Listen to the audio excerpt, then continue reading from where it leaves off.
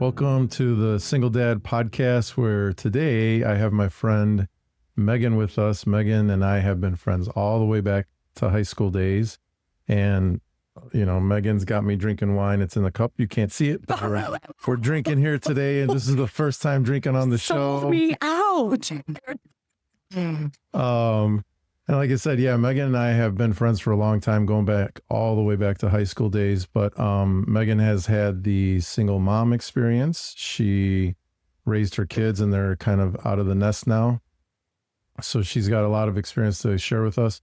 And one of the things that I think is really cool with Megan's story is, and we'll get to it later, Megan's has been helping, I don't know if it's like a thing, if you want me to talk about it, is helping single moms, single dads when they're going through the divorce paperwork. And it's not a business, but maybe she'll want to turn it into a business one day. So I want to welcome to the show, Megan. And then, you know, let me point out the elephant in the room, because I do that often. In today's show, I'm wearing my old high school jacket from our wrestling days. Megan was there during that time, so I'm wearing the jacket for her. So welcome to the show, Megan. Hi, everyone. Thanks for having me. It's great having you here. I'm already lit up from the flying. I can't believe you sold me out. It was supposed to be a cup of coffee. Right, cup of coffee, sold her out. So the way we start the show usually is like little history, like what led up to that single mom experience. And we'll start there. If you want to go back to like the marriage, you know what? We'll do this because I did this with Heidi. What were your thoughts as a woman before marriage and before motherhood? Did you have any thoughts about what my kids would look like, how I would raise them, anything like that? Well, of course. I wanted my kids to be raised exactly how I wanted it. So I chose a man who would let me do that. That's good. No, I did. I mean, I guess I didn't care what they looked like. I just wanted them to be healthy. That's always been my answer. And I wanted them to be raised Catholic. Mm-hmm. And I married a heathen. So I won because he didn't have a preference for religion. So I guess, that helped me there. Mm-hmm. I didn't know what they would look like. So I'm joking about that. I just wanted them to be healthy. This is your show because I'm doing the interview, but I want to throw in here when we were in high school, yeah. I always thought I would have a daughter. Okay. And I have a daughter. Yeah. So I knew I'd have a daughter. All the way back then, I knew I would have a daughter. It was like, it's that weird like intuition feeling. So I think that's kind of probably the reason why I like asking that question. So going into like marriage and stuff and being a single mom, how did you want to talk about that? How did all that came about? How I became a single mom? Mm-hmm. My husband had an affair. I would have probably, stayed. However, he had lipstick on the collar of his shirt. And my daughter, Maddie, ran and jumped into his arm and was like, Daddy, you're home. Why do you have lipstick on your shirt? And he didn't look down. And so anybody else would have looked at him and like, what do you talk? That's not lipstick. He didn't look down. And I was like, oh, shit, he didn't look down. Like he was with someone. And I went into Verizon Wireless like the next day for something. And they were like, oh, I think your phone's been cloned. This is how long ago my story is. Mm-hmm. And like, yeah, your husband's phone has got like 1,000 text messages a day to the same number. And then the guy was like, and I was like, can I have that number, please? And and so I didn't really have a choice because I wanted to raise a strong daughter. So how do you raise a strong daughter when you don't leave? Mm-hmm. So I didn't really have a choice. Mm-hmm. So that's why I got divorced. And how old was your daughter when all of this took place? Oh, she was in second grade and my son was in kindergarten. Okay. When it started. My divorce took 18 months. Wow. So I've mentioned in the show, obviously, I'm a single dad because I've been divorced. One of the things I've never talked about, not yet. I mean, we're still kind of early in the show, but I went through the divorce because I'm the one that had the affair. Yeah. And we talked about this before we started recording the show. So you and I had we had a friendship in high school, and then 8 years later, I'm getting married. I think you got married around the same time. I was married for 9-ish years and went through the divorce in 2010. And over the years, you and I have stayed in touch, but around that time when I had already gone through the divorce is when we started connecting again. I was 2010 as well. Officially 2011, but that's why we found each other. So we always found each other over the years. And so you were saying before the show how you were devastated to feel, or mad at me or whatever. It was really hard. Okay. It was really hard. I mean, tell me about it. It was hard to know you. I met you in 1988, and I loved you. I thought you were this amazing person. You are an amazing person. But I would have never thought that you would have been a cheater. Yeah. And that's a good way to put it. I would have never thought that about you. I would have never thought that you would have, and I remember seeing you somewhere when you were married and you were telling me how amazing your wife was too. So then when I found out that you were getting divorced because you had an affair, it was disappointing. Yeah. And I think, one of the things that, it's kind of good to have this conversation, right? Because people have been cheated on, betrayed, and all that kind of stuff. And in my experience, looking back on those years, there was nothing wrong in my marriage that I was like, I need to go have an affair. It wasn't like sex was good, communication was okay. And I grew up a quiet, shyish kind of guy. So I was a good listener, but me getting out what I wanted to talk about was always kind of the challenge. I've gotten better at it over the years, but,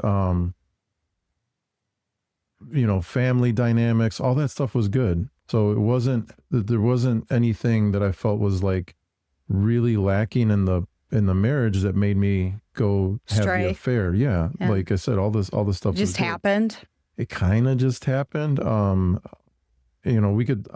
I'll talk about it in the show because, you and I are friends, and I haven't really mentioned it in the show before. Yeah, and I don't know if you continued with the affair or it was a one-time. I don't know any of those details. I never went over the details with you. Right, because you saw the disappointment. Yeah, I did see the disappointment.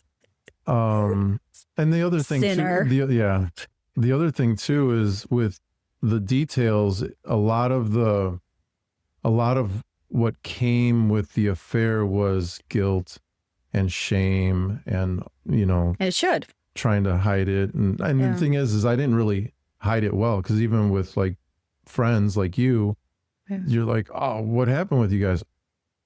I fucked up. I had the affair. That was always my answer. Yeah, but did you get caught? No. You just told her one day? I told her what happened. So it wasn't like your story where I came home with lipstick on my toes. A dog's still a dog. What are you talking about? There's no lipstick on my collar. I didn't do that. Yeah. The small details with my affairs, it started in 2009. I won't go into the specific details with the person just to protect her kind of privacy or whatever, but it was an affair that started just like anything else, conversation, talking, we're just sort of after a while, it was confiding in each other about certain things. And so the affair was an emotional affair. I started to catch feelings. Okay. It was never even physical. So it started. You didn't have sex with this person? No. It started. Why did you say? I'll get to that. Yeah. Okay. So okay. It started. This is supposed to be a single mom interview, and we're talking about my shit. Yeah. So it started in 2009, October of 2009, because I got contacted by this person on my birthday. Okay. We had in October. In October, we had this little conversation going up until February of 2010. Okay. It's all emotional. I'm feeling the feelings and all that shit. We go out to lunch. We're sitting in the car having a conversation after lunch. She's getting ready to leave. I'm getting ready to leave. And she's sitting in the passenger seat, getting ready to say goodbye. And she comes over to hug you. I'm not on the mic. She comes over to kiss me. Oh, it was a kiss. Okay. It was a kiss, but I didn't stop her. Okay. So we kissed, and then she pulls back and she's like, "Oh my God, I'm sorry. I shouldn't have done that. This and this." And I'm like, "No, it's fine." And I like in that moment, it's like everything changes in that moment. I mean, I'm out with another person having lunch and dinner and shit like that, but in the back of my mind, it's like it's still innocent in a way, even though today I believe now it's not innocent. You're moving towards something that's going to get you in trouble or not. The outcome isn't going to be what you want, right? So, in that moment, I knew everything changed, and she's like, "I'm sorry." I'm like, "It's fine. It's okay." And then we kissed again because I didn't stop it. She came back in? Yeah. And I didn't stop it. Excited. And I know. And part of me thinks it's like I allowed it to happen because I wanted it to happen. Well, of course. If you didn't want it to happen, it wouldn't have happened. Right. But you didn't sleep with her. No. So 2 weeks go by. It's like 2 agonizing weeks. And I'm like, what the fuck do I do? How do I? And I didn't think to myself, I'm not going to say anything. I just kept thinking to myself, how do I tell my ex? Now, this whole time, have you been talking to this other woman, or did you stop? Oh, yeah, we're still talking. So you're still talking. Okay. So 2 weeks go by. We were going to go out and visit my parents. We always visited them on the weekends, and so they could see my daughter have, some time with their granddaughter. And I told my ex, I'm like, I want to go for a drive, and she's all excited, like happy that we're going to spend just even driving like some time together. So it ate me up on the inside. You're breaking my heart. I know. And legit, we drove around for like 40 minutes because I didn't know how to say what I wanted to say. Wait, no, she's all excited to go for a drive with you, just the two of you. Mm-hmm. And why'd you take her on a drive? So she wouldn't hit you in a car? No. Just to get away from like my daughter's with my parents. So so her and I can have a talk. Okay. And I don't know. So this is, I got into like some of this with Heidi, who we did our first single mom interview with, because Heidi and I are kind of foo-foo. And so the foo-foo part was, I can't think of how to like bring this up. And we're coming back towards my parents' house, and she was like, what are we doing? What's going on? Like, and I'm like, there's stuff on my mind. I don't know how to like say what I need to say. And then is it John Mayer? Like, I know PJ, you'll come up with this you're a sleuth on the internet. I don't know if it's a John Mayer song, but like, it's a song that's Half of My Heart. No, where he's singing "Say What You Need to Say." Oh, that song. Yeah. Is that John Mayer? I know what song it is. I don't know. It's one of those guys. So I'm hearing this on the radio. Like I said, the foo-foo part of me is like, you gotta talk. It's to me. So that was like the universe playing the song, or like an angel or something was like, oh my God, just say it. Yeah. So for me, I grew up Catholic also, but for me, like the messages, I believe the messages that come from God, the universe, whatever spirit, comes through music, movies, 100%. TV, books, magazines, on a sign on the road. So this song is playing, and it's like, say what you need to say what you know. I'm just like, fuck. After the song was done. That'd have been one of my grandmas. My grandmas do music for me. So we pulled into the driveway, and I told her what happened. So you waited till you were in your parents' driveway? You waited till the very last second? Yeah. You didn't even give the girl a chance to cry on the road and then come back? We talked in the car, but she was like, we're going to go inside, pick up our daughter, go home, and I want you out of the house. And I was like, okay. Because, I'm the one that fucked it up. So that's how. And I would have been totally ignorant. You just kissed her? Okay. You know what? Can you stop talking to her? Did she ask you, like, can you stop talking to her? Do you want to keep talking to her? Our conversation was, at that point in time, she was just mad, obviously. Oh, of course. She wanted to kill you. Wanted me out of the house. Yeah. Shortly after, she's like, let's work. Obviously, we have a problem. Yeah. Let's work on this. So we went to marriage counseling. Okay. And even in marriage counseling, like I couldn't separate the two. I'm like, how the fuck do I have feelings for one woman and I have feelings for another woman that's my wife? Like that totally fucked up my head. I've never experienced that before. Did you end up with the other woman? No. I mean, statistically, you never do. No. It's a fucked up story. So of course it is. That's your punishment for being an asshole. And here I am talking about it. Right. Trying to help other people like get through this Not bullshit. be assholes. I mean. No, I'm sorry. I'm being an asshole for a moment. No, it sounds like you were an asshole for 9 months. A pregnancy. True. Sounds like for a whole pregnancy that a woman, this poor woman had your baby inside of her for 9 months. No. She was not pregnant when I went through this stuff. No, I just mean in general. Oh, in general, yeah. A 9-month pregnancy, just carrying this baby of yours, and then you have a 9-month affair. Yeah. Just think about it that way. I got you. You sound like an asshole. This is why Megan is on the show. She's real talk. I do love you. I know. And I try not to judge anyone. I really pride myself in not judging people. And then we talked about this before we started recording the show. Is like we had an experience with another friend of ours who also went through a divorce because of an affair. Yeah, and she went cuckoo for Cocoa Puffs. And when she found out my story, she laid into me and gave me the fucking evil eye and the evil voice and the evil and everything. Words and everything. And I've mentioned to you before we started recording that like how you responded to me was very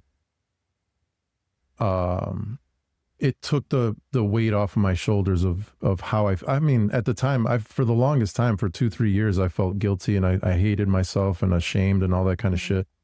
But how you told me you felt at that time when we had that experience, I was like, okay, thank you. Like at least some of that weight is off my shoulders because of how you said, you're a shitty person for doing this to her, but you're still a good guy overall. Yeah. And so that conversation that you and I had all those years ago was like, okay, thank you. Because like I said, at that point in time, I don't know if I talked about it in the show. I wanted to F myself off, like kill myself. I was that mad at me. Oh, I hated myself. So hearing somebody that was a friend of mine being like, you're a dick, but like, we still love you. I was like, thank you. That's all I needed. Well, yeah. Yeah. You're still who you are. Everybody always loves you. That's a smile right there. Everybody loves that smile. So look, now that we talked about my shit. Yeah, let's talk about me. Let's talk about your stuff. No, this is for all, this show's for you because we want to learn part of the idea behind doing the Single Dad podcast, the Single Dad, trying to build a community or whatever, is to talk about these things, to get these things out there and give us guys a voice. But for the month of May, since it's, Mother's Day is this weekend, I wanted to have single moms come on the show and like talk about your experience as well and like kind of bridge that gap so we can kind of sort of meet in the middle. Right so back to your story. Yeah. What do you want to know? I got stories. I got 15 years worth you got cheated. Let's go back to, you got cheated on. What happened after that? Like so for example, in my case, she was like, like I said, kick you out. I want you out of the house. Yeah. Let's go to marriage counseling. After marriage counseling, I guess it's not going to work out. So we got a divorce. That was like short story. How did it work for you?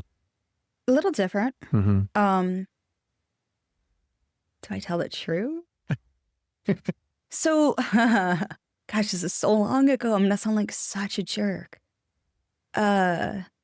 So we kind of lived like the movie War of the Roses. He wasn't leaving the house. I wasn't leaving the house. PJ's laughing. I know. Yeah. I did this specific for him. I was like, ooh, what movie reference could I do that he's going to love?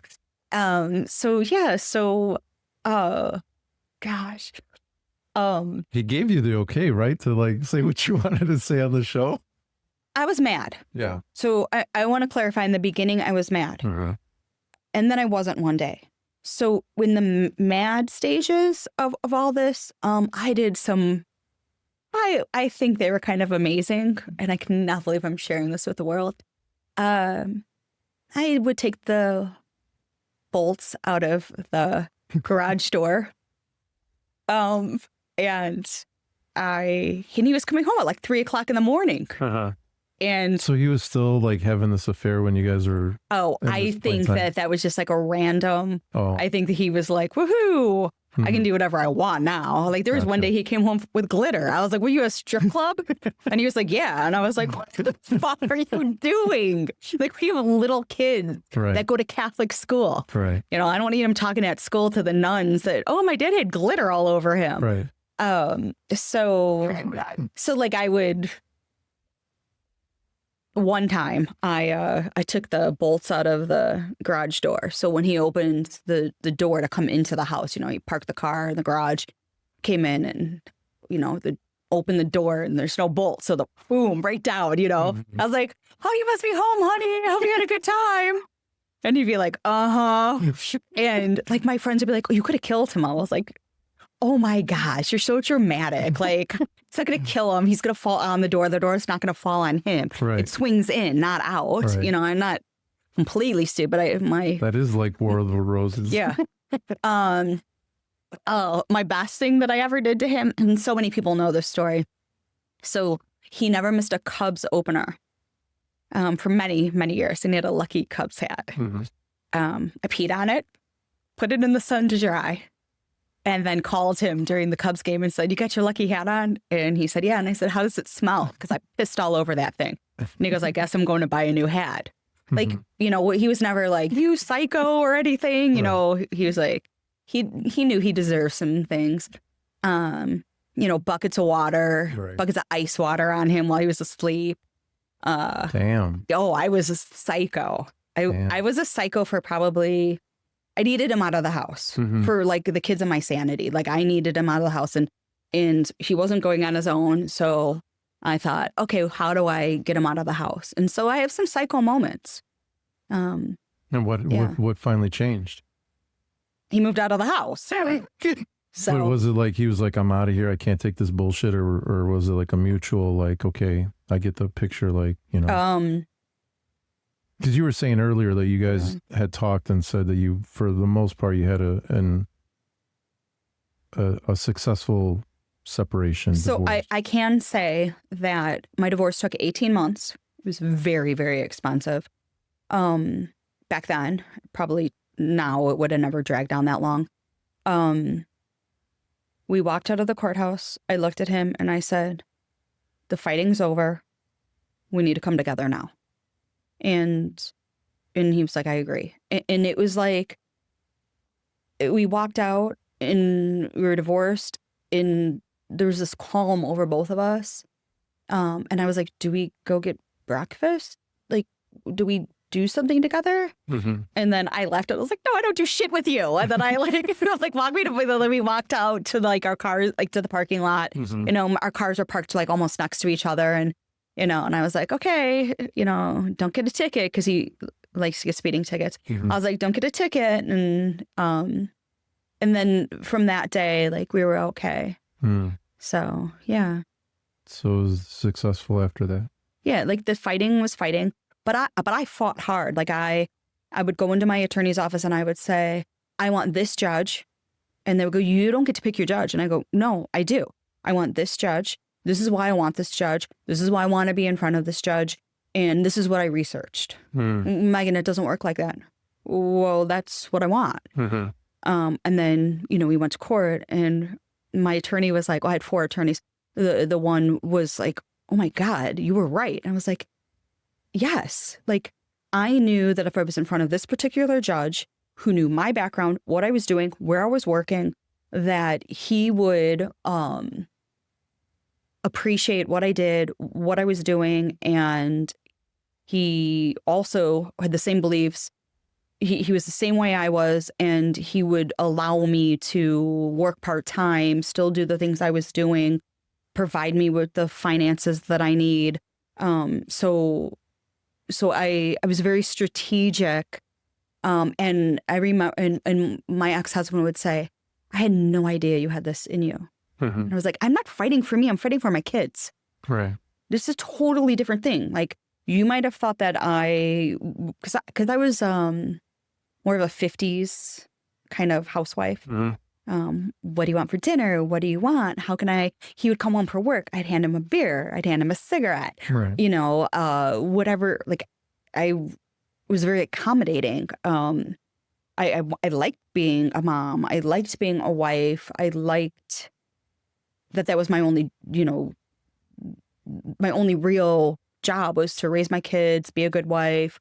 And I was planning, we were planning to renew our vows, our 10-year anniversary.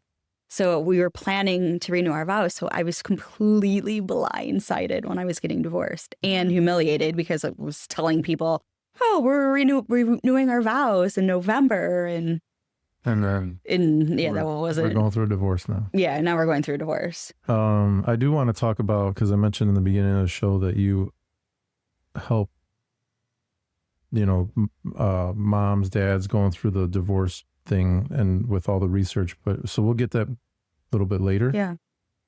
One of the things that I kind of try to do in the show is go through these segments of spiritual, relational, physical, intellectual, financial, business. So I want to kind of steer the conversation in that direction. Okay. You mentioned earlier that you wanted to be raise your kids Catholic, and so on the spiritual side, when you were like in single mom mode, is there anything that like you guys went to church every Sunday kind of thing? What was your mindset as a single mom to like build that spiritual bridge for your kids? So fun fact, my kids were in Catholic school and I was working for the Catholic Church. I didn't know that. That's my surprise. I was like, how does he not know? I didn't. Oh, so I was working for the Catholic Church. And I feel awful. I want to start by saying I am Catholic.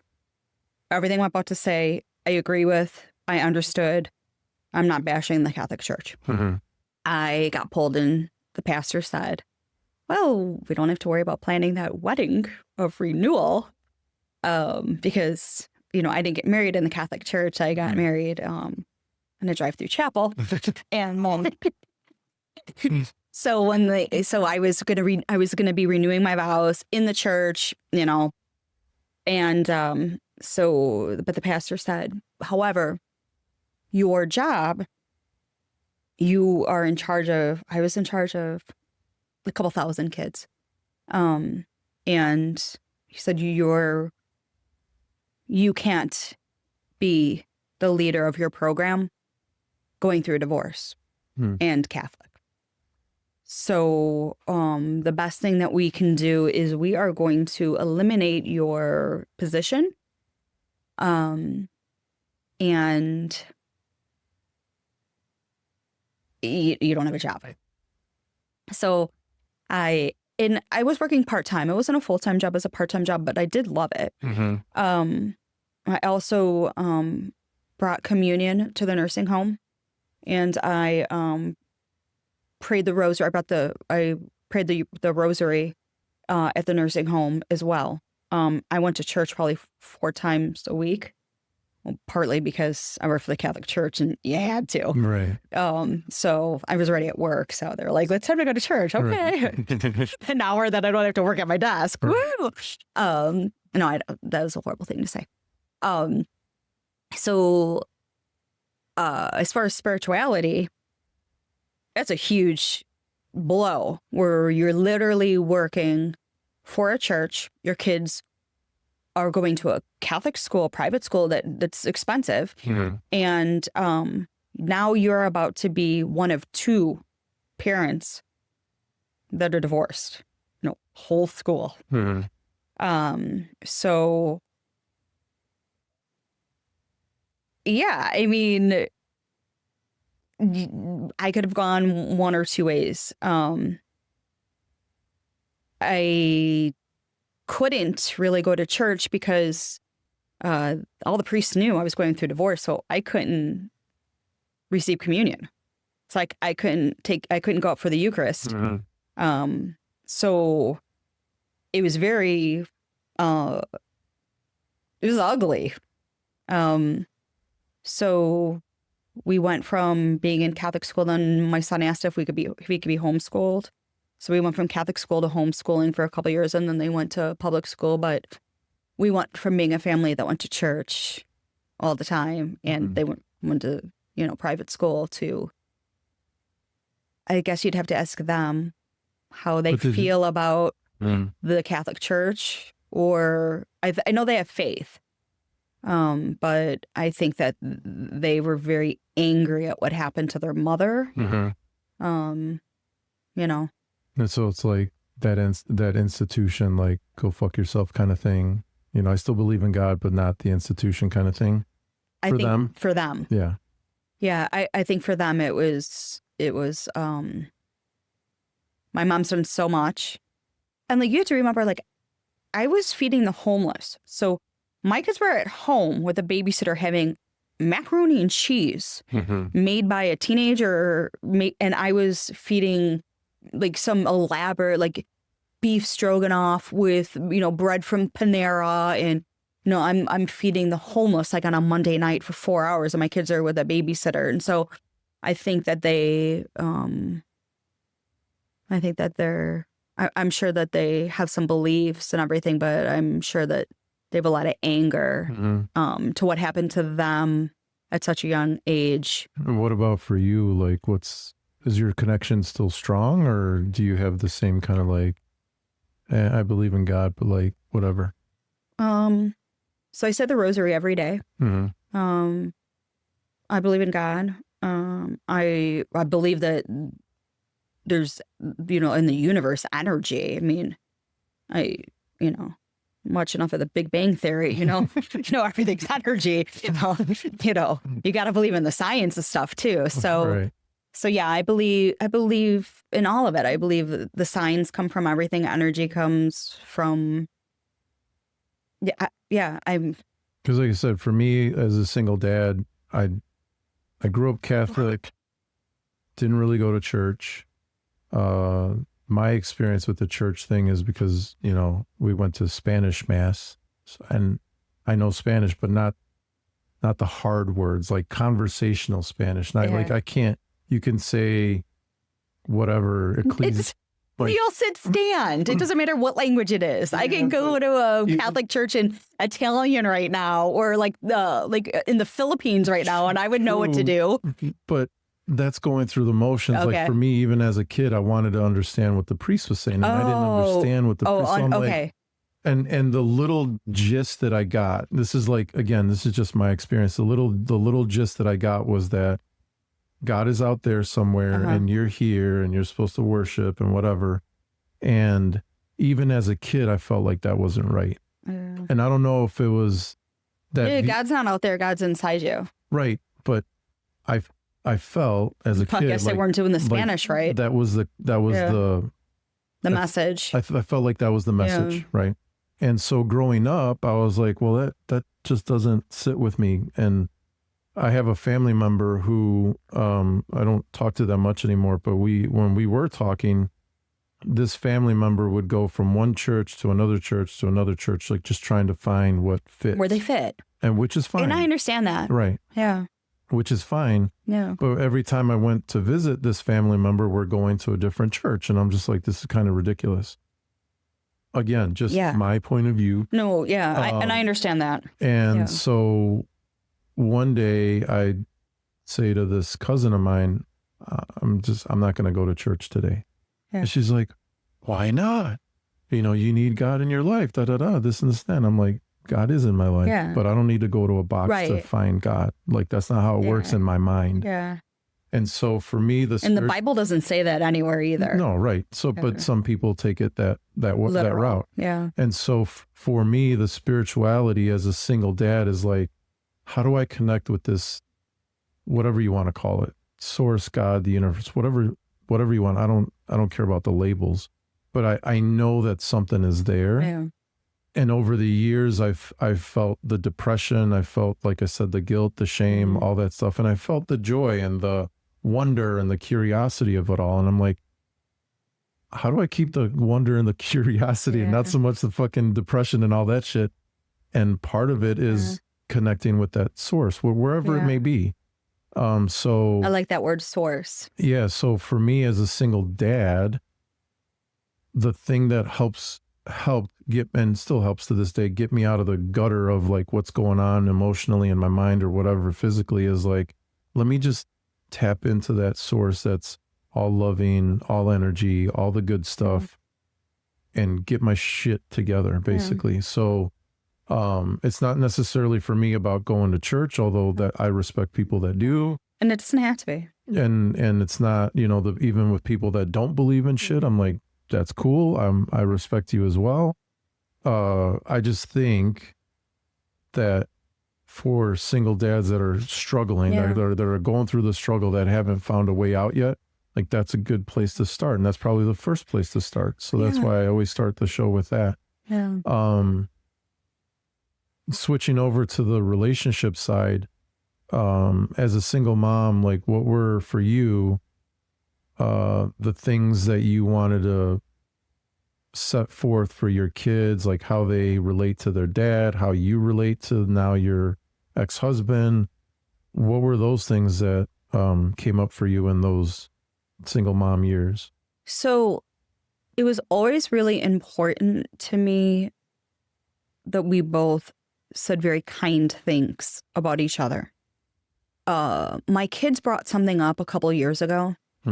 They were talking about the time where we camped indoors, where it was just you three? It was Maddie, Jake, and I. And I said my kids' names. Yeah. It was Maddie, Jake, and I set up a tent in the living room. And I had a fire going in the fireplace. And we were camping. And I was telling Jake, you can go outside and pee. Like, you can go out the back door. Like, I was like, Maddie, even if you want to, you can go squat and, take a roll of toilet paper with you. Like, let's just pretend we're camping. And my kids are saying, hey, do you remember that time where we camped for the whole weekend in the house and how cool it was and how you stuck with it? And I told my kids, yeah, on Friday, your dad turned the electricity off. That's why. And that's why you did the camping thing? I said, on Friday, your dad had turned the electricity off. I called him and said, did you turn the electricity off? And he said, yeah, you can put it in your name now. And I said, it's Friday. They can't come till Monday. So I camped for a weekend. And my kids were like,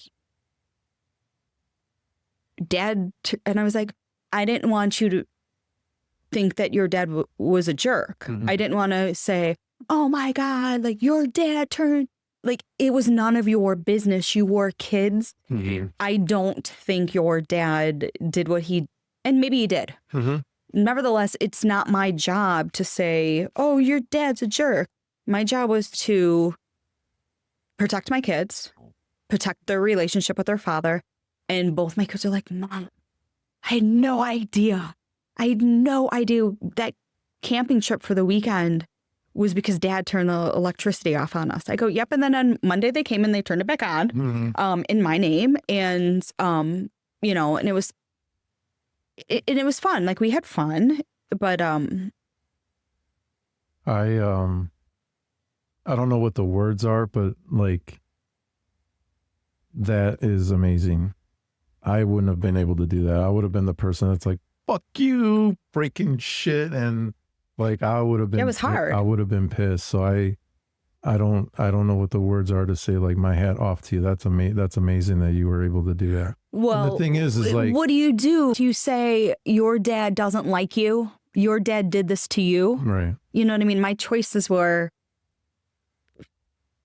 throw a tent in the middle of the living room or and have a fire going, or to have my kids think that their dad was being mean to them. Right. And no, like I said, it's amazing because nowadays you hear like I said, I probably would have lost my shit, but you hear those stories of women that just,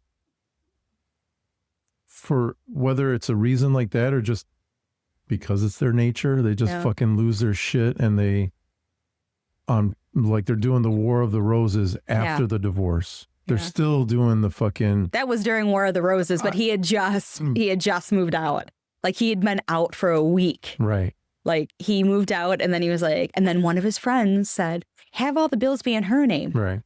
Oh, okay. I'm gonna cancel everything on her. So, like I said, I've in the show I've mentioned, you know, obviously I know single moms, single dads, and I hear from my single dad friends, like the moms are like, some, not all. Some are batshit crazy. Some are not. I mean, they may be crazy, but they're batshit crazy. They're vicious when it comes to that shit, and they use their kids as fucking pawns, and it's not cool. It's not fair to the kids. So that's why I want to like really highlight that part, because that's an amazing story. Like I think I love you more because of it as a friend. You're so awesome.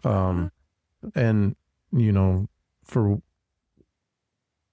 obviously your kids thought it was something different, but even if I was your ex, I would have been like, wait, when I turned off the electricity, you did this camping thing and they never knew. I don't think he knows. And now he's going to know. Yeah, he is. If he watches the show, but it's like, wow, you did that instead of like telling my kids like I'm a dick or whatever. That's amazing to me. Yeah. That's amazing. Well, it's not fair to have your kids think that their father doesn't love them. Mm-hmm. I mean, you get married or you have a child with someone probably 90% of the time because you think it's going to work out. You love the person.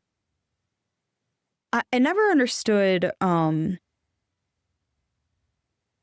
like say we're dating. Mm-hmm. Oh, I want you all to love, oh, he's coming out, you know, I'd like to call him Enrique. Right. He's so sexy. You know, look at his great hair. You know, love him, love him, love him. And then we break up and I need you to hate him now. Mm-hmm. Like, how do you go from I chose this person. I had children with this person. I loved this person. Now you all hate this person. Right. It never made sense to me. It didn't work out. Let's all try to get along. Let's all try to move forward. Mm-hmm. And let's do the best for the children. You know, I've always put my children first. Always. Yeah. In every aspect of my life, and probably too much. And now they both left me and I'm all alone. I did such a good job they left me. Right. And so in those years, because I don't want to leave one of the things I talk about in the show is also like having, for single dads, having a relationship with you. Yeah. It's important. Yeah. So and the things that I try to talk about in the show is like maybe practical little tips, little exercises, little challenges that you can do for yourself to like facilitate that. But so what were the things that you did to like have that good relationship with you where you can be like, okay, I don't agree with my ex, or maybe I think he's an asshole right now, but I got to change this perspective so my kids see him in a good light. What were the things that you were doing at that time as a single mom to like have a good enough relationship with yourself where you're like, this is the perspective that we're going to have? Because like I told you, I would have lost my shit. I would have been like, fuck that bullshit. Like, fuck that. So what did you do? I think for me personally is I really just wanted to have two healthy kids, mm-hmm. like mentally healthy children that weren't affected too much by the divorce. I can say a little tidbit for the men out there. Mm-hmm. And I cannot believe I'm going to say this. So in those beginning years, my ex-husband said, I will give you an extra check a month if you do not fight with me. Back then, it was $250 a month. Today, it'd be more than that. I mean, I've been divorced for like, forever. But it was $250. And I can say that I do recommend this to men that are going through a divorce, because I would be on the phone with him and I would say, oh, whatever. And he would go, is this worth $250? And I would say, fuck you. And I'd hang up, and it was done. But it did actually teach a pattern. So I wouldn't call him and scream at him, or text him, text him. You don't know a tone in a text. But it did kind of mold it to where we weren't screaming at each other. There's some money involved, but I mean, money is a motivation for everybody and everything. So I got extra money every month for not arguing, not yelling. If you could even believe it, I'm so calm and I'm so angelic right now. But back then, the least little thing would set me off. So he was like, I'll pay you.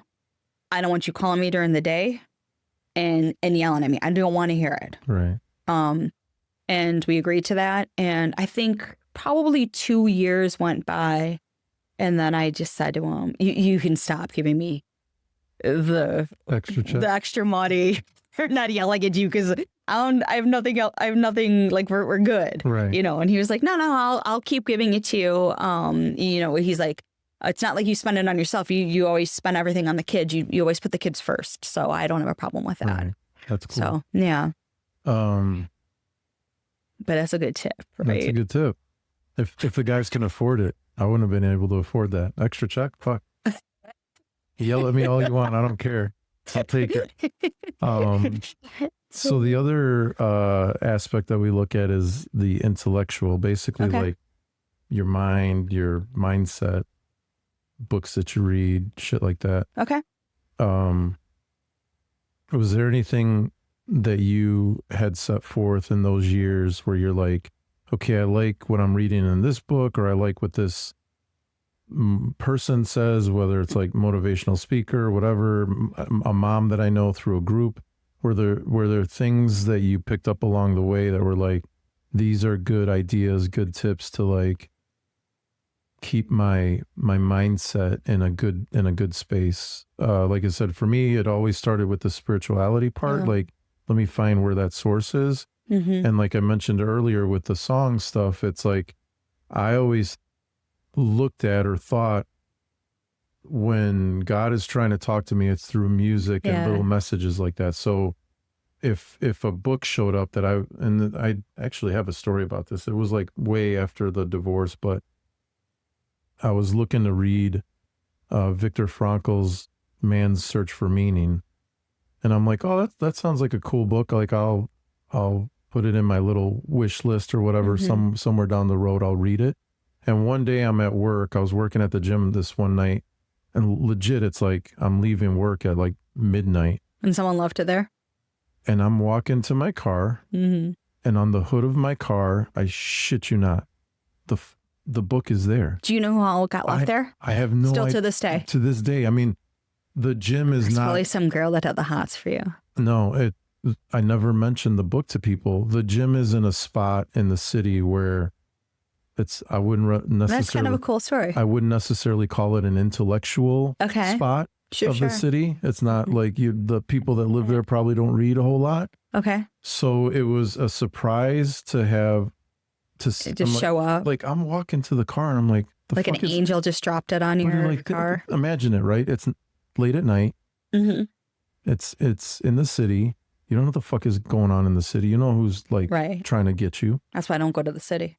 I'm walking to the car and I see something I can't tell it's a book because it's dark, but I see something on the hood and I'm like, the fuck is that? So I'm walking towards the car cautiously, and I'm looking over my shoulder because I don't know who's coming out. As I'm getting closer, I see it's a book, and I'm like, who the fuck puts a book on the car? Now now I'm even more. And it's not Jehovah's Witness. But now, but like, again, living or working or growing up in the city, it's always like, what the fuck is going on? Right. Who's trying to set me up? Yeah. And as I get closer and closer, I see it's a book, and I'm like, and now I'm like, all right, I'm waiting for somebody or like something's going to happen. You're going to grab at it, or something's going to happen. No, or a gang of guys coming out and trying to fuck with me or beat my ass. So I'm looking. I don't even pick up the book yet. I'm looking around the car, just trying, like, you don't know. Yeah. And then I'm like, okay, I think I'm in the clear. I pick up the book, and on the binder on the spine is Man's Search for Meaning. And I was like, get the fuck out of town. Like, and now I'm really like, who the fuck is here? Because that was a book legit within 2 or 3 weeks. I was like, oh, I heard about the book, and I thought that'd be a cool book to read. And did you read it? I did read it. Okay. But that, like, who put that fucking book on the hood of the car? So for me, all my life has been my own personal whatever thought process has been, when God wants to talk to me, he'll let me know. And that was the biggest, I'll let you know. Oh, for sure. Ever. Especially if you still to this day don't know who left the book for you. I don't. So, and I mean, the next day at work, I was like, anybody get a fucking people putting books on their fucking hood? And everybody's like, no, what are you talking about? Like, that's, what are you talking about? And I'm like, oh, okay. It was it was weird. So those are beautiful stories though. Yeah. So I'm glad that you appreciate and understand that that's a gift. And it's, if anything, it's like Twilight Zone music starts coming into my fucking ears, like do. See, like, you pulled in the science within the spirituality. Look at that. Always. We do the same thing. So in that aspect of the intellectual, was there anything for you that was like, these are the books that I need to read, these are the courses, this is the person I need to talk to? Was there anything like mindsets wise that was like, I think this is going to help me on my journey as a single mom, or with my parent, or with my kids, anything like that? Well, I have ADHD and I'm dyslexic. So I'd like to tell you that there are many books I've read. However, there's not. There's many books I've bought. Right. Many books I've collected. Which is amazing, because when we get to the part where you're like, I've helped people with their legal shit on the divorce side is. Well, that's when my brain's like, I zone right in. Okay. Do I have books? Yes. Have I read books? Yes. Do I remember the names of them? No. Oh gosh. Was there anything like on the mindset side that you were like, this is what I'm doing? If there isn't, that's fine. it's a curiosity of mine. No, I mean, did your ex ever be like, hey, I think I recommend this, like with the extra money story? Yeah. I think he thought I was going to get my boobs done. I was like, they're fabulous. I don't need to get them done. But nothing like that ever came. I mean, if it isn't, that's fine. We could skip right to the next one. No, I mean, I don't know if I had time. Honestly, I don't know if I had time back then. I was exhausted. Yeah. I put my kids first. I literally drove in circles for years. Like literally drove in circles for years for my kids. So I didn't do a lot for myself. I mean, do I now? Yes. Back then, no. So what do you do for yourself now? I read books, but I can't think of one name. Audiobooks? No, I like. You like reading? I like reading them. Yeah, I like reading them. Yeah, I don't know. I mean, I listen to podcasts. When I first got divorced, I went to a therapist. Okay. See, I saw a therapist. Yeah. So I mean, I guess that's better than a book. It's a live person. She did tell me that I should write a book. And I'm not kidding about that at all. She kept saying, you should write a book, and I would love to help you with that. Right. And I would laugh and later come to find out that she was serious. But by the way, Megan might be doing our show next week. PJ's like, fuck you, I don't want you on this show. Megan's the star. Like, single dad. Let me tell you how I relate to you. Right. No, you're doing wonderful. You're Thank good. you. You're good at this. So then let's go to the physical segment. Anything that you were doing. So for me, the physical is always like your body, your space, how you take care of that. Okay, Like, so your body is like, do you work out? Do you eat good? Your space is more like the feng shui. Like, what do you, what do you do to make that environment comfortable? Like I said, the idea of you doing the camping thing with your kids, to me, that's a physical space thing. That's an intellectual thing. That's a spiritual, it's all the same to me. Yeah. But it's. Yeah, we went camping later on, like the three of us. Mm-hmm. I did have a Glock with me. But and I'm not joking about that. I did bring my Glock. Because I was in a tent with two young kids and I'd rather shoot someone than get raped. We did, I mean, I always just we went fishing all the time. Oh my God, the amount of time I spent in Bass Pro Shop. Mm-hmm. You would have thought that I would have found a man in Bass Pro Shop with the amount of time I was in Bass Pro Shop. Nobody approached you? No. I never know. So like, guys start approaching the girls in Bass Pro when you're in Bass Pro Shop. If you see a single mom, in Bass Pro Shop, or you see a female with or kids, female, she's probably a single mom, like start hitting her up. Yeah, if there's a woman in Bass Pro Shop, she's not there by choice. She is there because she has got to buy her children fishing poles, and they had to be good ones, and the reels, and oh my God, and Jake was collecting reels. He had deep sea fishing reels that were like $850 a reel, and he's never, still to this day, been deep sea fishing. But like it would be on his Christmas list for Santa, like, Santa, I need this reel for, you know, whatever. I mean, like just like some crazy, like whatever. But yeah, I spent a lot of time in Cabela's and Bass Pro Shop. I mean, a crazy amount of time in those two places for many, many years. But yeah, no, I the physical thing, I did not take care of myself. Were your kids in like sports and shit? Yeah, they were. No, my kids were very active. My kids took care of themselves. My daughter was a cheerleader from age 6 to 18. Very disciplined sport. Very time consuming. I still talk to the cheer moms. We're in a text. I probably have like 100 missed texts from these women. They helped me through my divorce. They helped me through everything. I didn't take care of myself at all. I did not put myself first. I think that a really important thing for a single dad is if he can use the words gently and kindly and say, I really need you to take care of yourself like you were when we were together, so that you're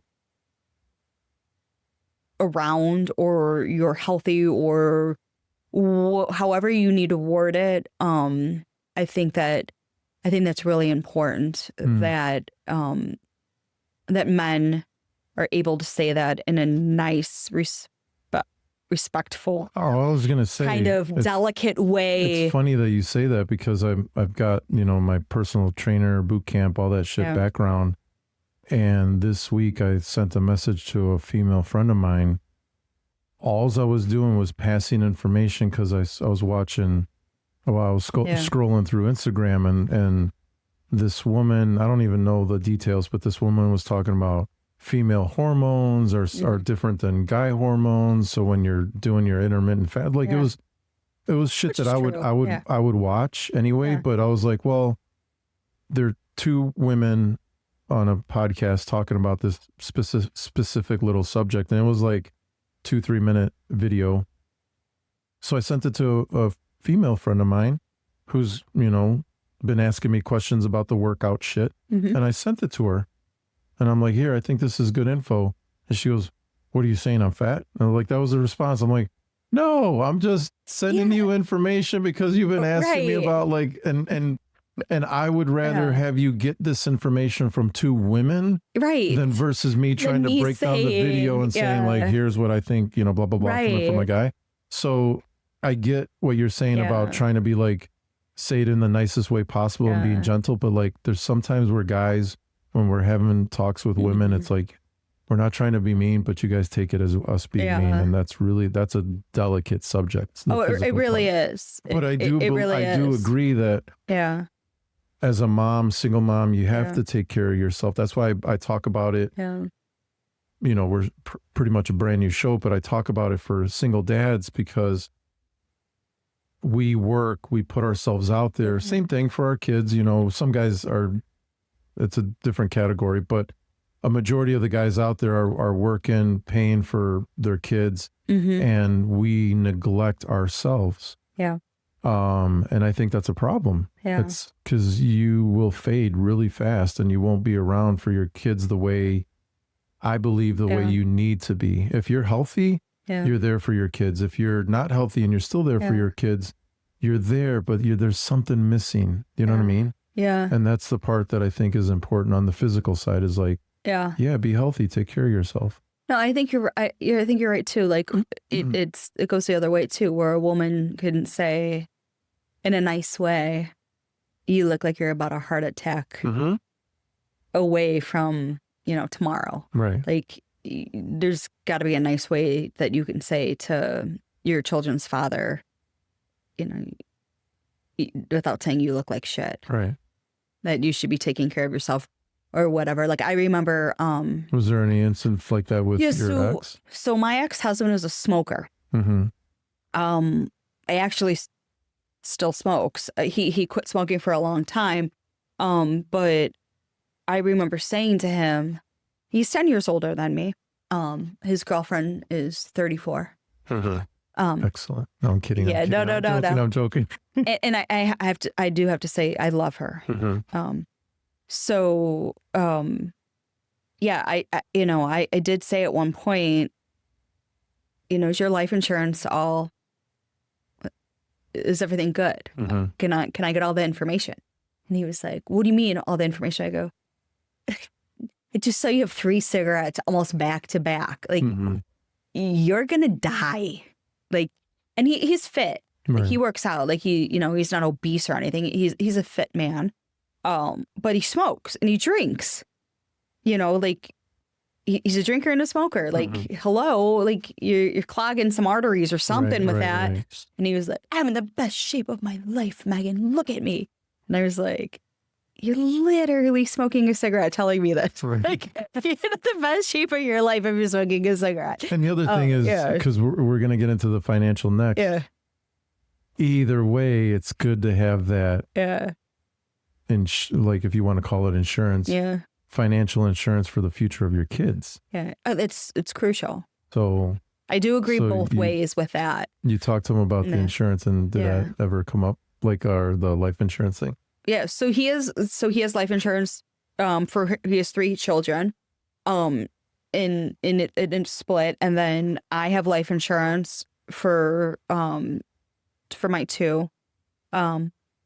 I guess I never really thought of putting Mickey on the. He's got money. That kid's got money. He don't need money for me. So yeah, like the kids are good. Like my kids are good with the future, and like obviously I have been blessed that I did divorce someone who financially has, I've never had. I don't have one story where I had to ask for anything. I did, however, set my divorce up in the best way for me, and that was so I never had to ask for money. I'd watched a friend who I went to her house. My children were very, very young, like babies. I went to a friend's house, and she had just gotten divorced. And her kids were a little bit older. We were the same age, but she had kids like at 19, 20. And she had this notebook, and she was writing this stuff, and she was stapling receipts. And I said, what are you doing? And she said, well, I have to I have to give this to him once a month. And then he goes through it and then he gives me half or whatever. And I was like, ew. And so when I was getting divorced, that was part of like my thing where I said, I never want to ask you for anything. So this experience with this friend was before you went through your divorce. Oh, I mean, I wasn't even, when I got married, I wasn't getting divorced. So right. I mean, my kids were like babies. I think they were in diapers when I was visiting this friend. So divorce wasn't even a thought in my head. That was in your back of your mind where you're like, if this when I was getting divorced, this is not happening. When I was getting divorced, I remembered sitting at her kitchen table and her with these receipts and all this. It just looked like a nightmare. And people do it that way. And I didn't want to. Right. I didn't want to. First off, I mean, you think I would never remember a receipt? Right. I throw that shit in the garbage. Like I was like, oh my God, I can never. So when I was getting divorced, I did say to him, my proposal on my side is going to be so I never have to ask you for money. I never want to say like, oh, I need half of this, or you know, the kid's doing this and I need you to pay for half. I never wanted that to be a discussion. I wanted everything. So I did my paperwork like that. And that's like when I'm talking to my friends who are getting divorced, I will say like, hey, you have options. You don't have to do 50-50. You don't have to do this. You can just say, you know, I want X amount a month extra, or however you want to word it, so you don't ever have to negotiate or say like, I bought Air Jordans. Why did you buy Air Jordans? You could have gone to Walmart and got a $10 pair of shoes. Right. You never want to have those discussions, you know? So, and if you weren't doing it when you were married, why would you be doing it when you're divorced, you know? So that's interesting. That takes us into the financial segment. As a single mom, like I said, I want to save your knowledge of the paperwork and all that shit for the next segment, the business like stewardship segment. But going into the financial stuff as a single mom, so you had it already concrete, like this is how it is and we're going to be okay, taken care of from the get-go. So I divorced someone who gets paid commission. So he's in sales? Yeah, no, but he gets I guess he's in sales. He gets a commission of, he's a director. So he oversees, anyway. So he gets a commission. He gets a commission. Yeah, let's just say that. So I did my paperwork where I never wanted to go back to court. So I said, it was almost insulting to him. I said, if you make over $65,000 a year, which he was making well over, I said, if you make over $65,000 a year, then I get, at the time, it's different now, but at the time it was like, 18.2%. So, and then it was and then he was like, that's, he wasn't so insulted by it that he didn't understand what I was doing, which was genius on my part. And then for any monthly commissions, I let him negotiate the percentage he wanted to give me.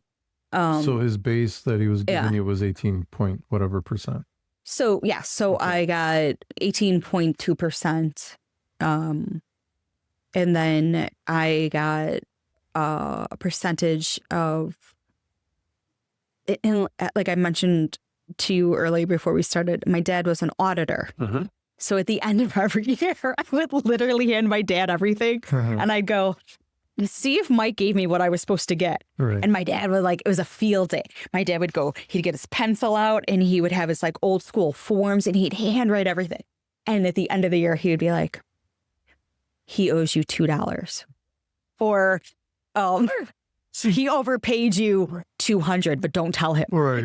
and then, it's just hysterical because and then, he would say, whatever. And then I had only found out from him that he had gotten two extra bonuses a year that I wouldn't have never known about. And so he gave me a check, and because it was too much for Zelle back when, you could start Zelling people. It was over a Zelle amount. And he handed me this check, and I said, "What is this for?" And he goes, "I got an extra bonus, and knowing you'd figure it out." Because that's your percentage, So we were always like really good with everything. Like the rule was I took the kids to every medical appointment, any doctor's appointment I took them to. He took them to the dentist. Now, why did I let him do that? Because it's twice a year. Right. He works. He was the provider. Twice a year, he can bring the kids to get their teeth cleaned when he got his teeth cleaned at the same time. And then I had the medical bills went to his house. And, it worked out fine. But I was strategic in all that. And I really think that men, women, you really need to strategically plan the financials when you're getting divorced. Do you want to argue once a month about 50% of something, about a pair of gym shoes? No, you don't. So you have to have that outlined before the degree, like the divorce papers, I could have just said. But before that's even done, you really need to have that all laid out. So on the financial side, you were taken care of, but now your kids are older. I know. They're out. Are you still receiving any monies, or is that all done? It's all done. It's all done. So what are you doing now? I have a real job at a real place. I work 7 to 3:30 every fucking day.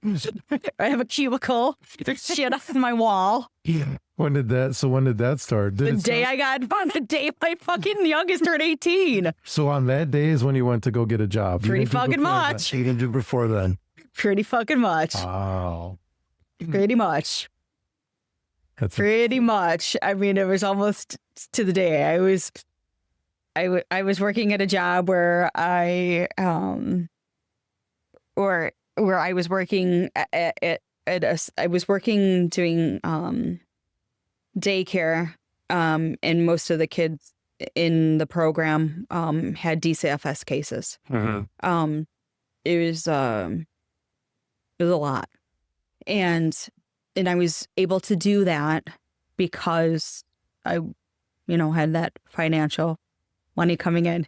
And then when my son was getting ready to graduate, so my son turned 18 in August. And my ex-husband said, "Yeah, he's 18. You have money until May." Like, he had the date. And I was like, Jesus Christ, are you fucking counting this down? He goes, "No, I just know the date." Right. He goes, "Get ready." He's like, "Are you preparing yourself?" And I was like, "I am good. Thanks. Fuck you." And so, like, all of a sudden I was like, shit. Wake up call. Right. And so then I went and got a real job. Gotcha. Not that my job wasn't real. It just didn't pay, what I needed. It wasn't full-time. It was full-time, but it just wasn't. It wasn't enough for. It wasn't enough for just to pay a bill. So when on switching from the financial side to, like, my last segment is always like,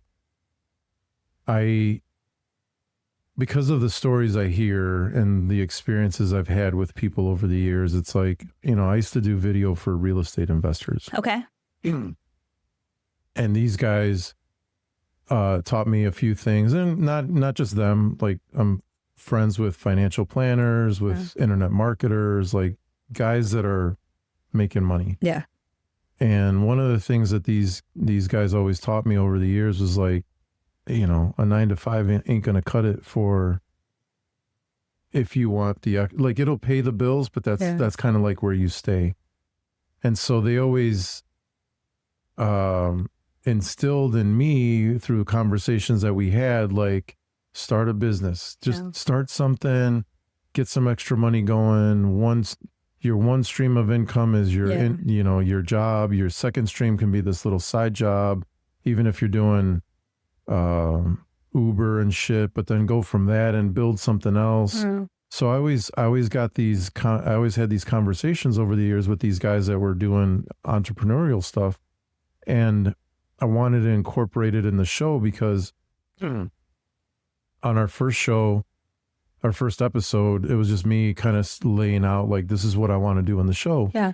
And one of the things that I talked about in that show is, like, currently I work overnights in a warehouse, and I do that by choice because it gives me the schedule that I would need to be there for my kid, to pick her up from school, take her to practices and things like that.